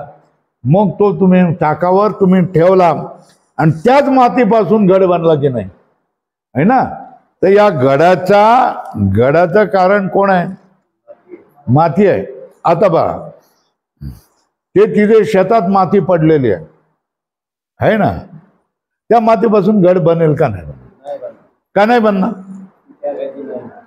हा, त्या आणणारा कोणी नाही ना आणि बनवणारा कोणी नाही ना. बनवणारा म्हणजे काय? अरे त्याच्यावर शेतीमधून आपल्या मातीमधून माती खोदायची टिकमने, नंतर ती गाढवावर नाही तर ट्रॅक्टरमध्ये घेऊन यायची, नंतर त्याचा ढीग बनवायचा, त्याच्यामध्ये लीतबीत घालायचं, पाणी घालायचं, चढवायचं, पायाने काय करायचं? चेपायचं, नाही तर दुसऱ्या कुठल्या साधनाने करायचं आणि मग त्याला पुन्हा चाकावर ठेवायचं. नुसतं चाकावर ठेवून जमल का? नाही. चाक फिरवावं लागेल. बरं, नुसतं चाक फिरवून चालेल का? त्याला आकार द्यावा लागेल, मध्ये मध्ये पाण्याच्या हात द्यावे लागेल. नंतर आणखी काय करावं? सावता माळी ठोकतो तशा तऱ्हेने ठोकावा लागेल चारी बाजूने, है ना. नंतर काय करावं लागलं? भट्टीत टाकावं लागेल. हे करणारा कोण आहे? कुमार आहे. मग घट कुमार नसेल तर घट बनेल का ना? मग नाही बनणार ना, है ना. मग माती बनेल तर, माती नसेल तर घट बनेल की नाही? मग घट बनण्यासाठी कोण पाहिजे? माती पण पाहिजे आणि कुमार पण पाहिजे ना. मग ही दोन्ही कारण झाली ना. हा, कोणाची? घट बनण्याची काय झाली? याला नावं दिलेली है ना. जे असल्या वाचून घट बनूच शकत नाही, या मातीला नाव दिलंय उपादान कारण. काय दिलंय? बरोबर आहे. त्या मातीला काय दिलंय? हा. आणि बुद्धी चालवणारा, हात चालवणारा, खोदणारा, हे करणारा आणि आता घट बनवूया असं म्हणणारा माणूस आहे, ते पण कारण आहे कुंभार. त्याला म्हटलंय निमित्त कारण. काय म्हणायचं आहे ना? काय म्हणायचं? उपादान कारण आहे ना आणि निमित्त कारण. मातीचा परिणाम कोण आहे? मातीचा परिणाम कोण आहे? घट आहे. म्हणून माती जी आहे हे काय आहे? उपादान कारण म्हणतात. काय म्हणतात? तर्कसंग्रहामध्ये समवायी कारण म्हणणार आहे ना, पण वेदांतामध्ये उपादान कारण म्हणतात, है ना. हे काय झालं? घटाची माती हे काय झालं? उपादान कारण झालं. आणि निमित्त कोण झालं? हा, कुंभार. कुंभार काय झालं? निमित्त कारण. घटाची कारण किती लिहून घ्या. घट कारण किती? घट हे कार्य. खाली लिखा कार्य. कार्य किती? 2. कोण? कारण किती? 2. घट हे कार्य. कारण किती? 2. एक उपादान कारण कोण? माती. दुसरं कोण? निमित्त कारण कोण? कुंभार, है ना. एवढं तर निर्णय झाला की कुठलीही वस्तू बनण्यासाठी आहे ना 2 कारणाची जरुरी असते. कुठलं? एक उपादान कारण आणि एक निमित्त कारण, है ना. ज्याच्यापासून ती वस्तू बनते, है ना, त्याला काय म्हणायचं? उपादान कारण. आणि जो चेतन त्यानं बनवत राहतो, क्रिया, आपली क्रिया त्याच्यावर लादून, त्याला काय म्हणायचं? निमित्त कारण. बरोबर आहे.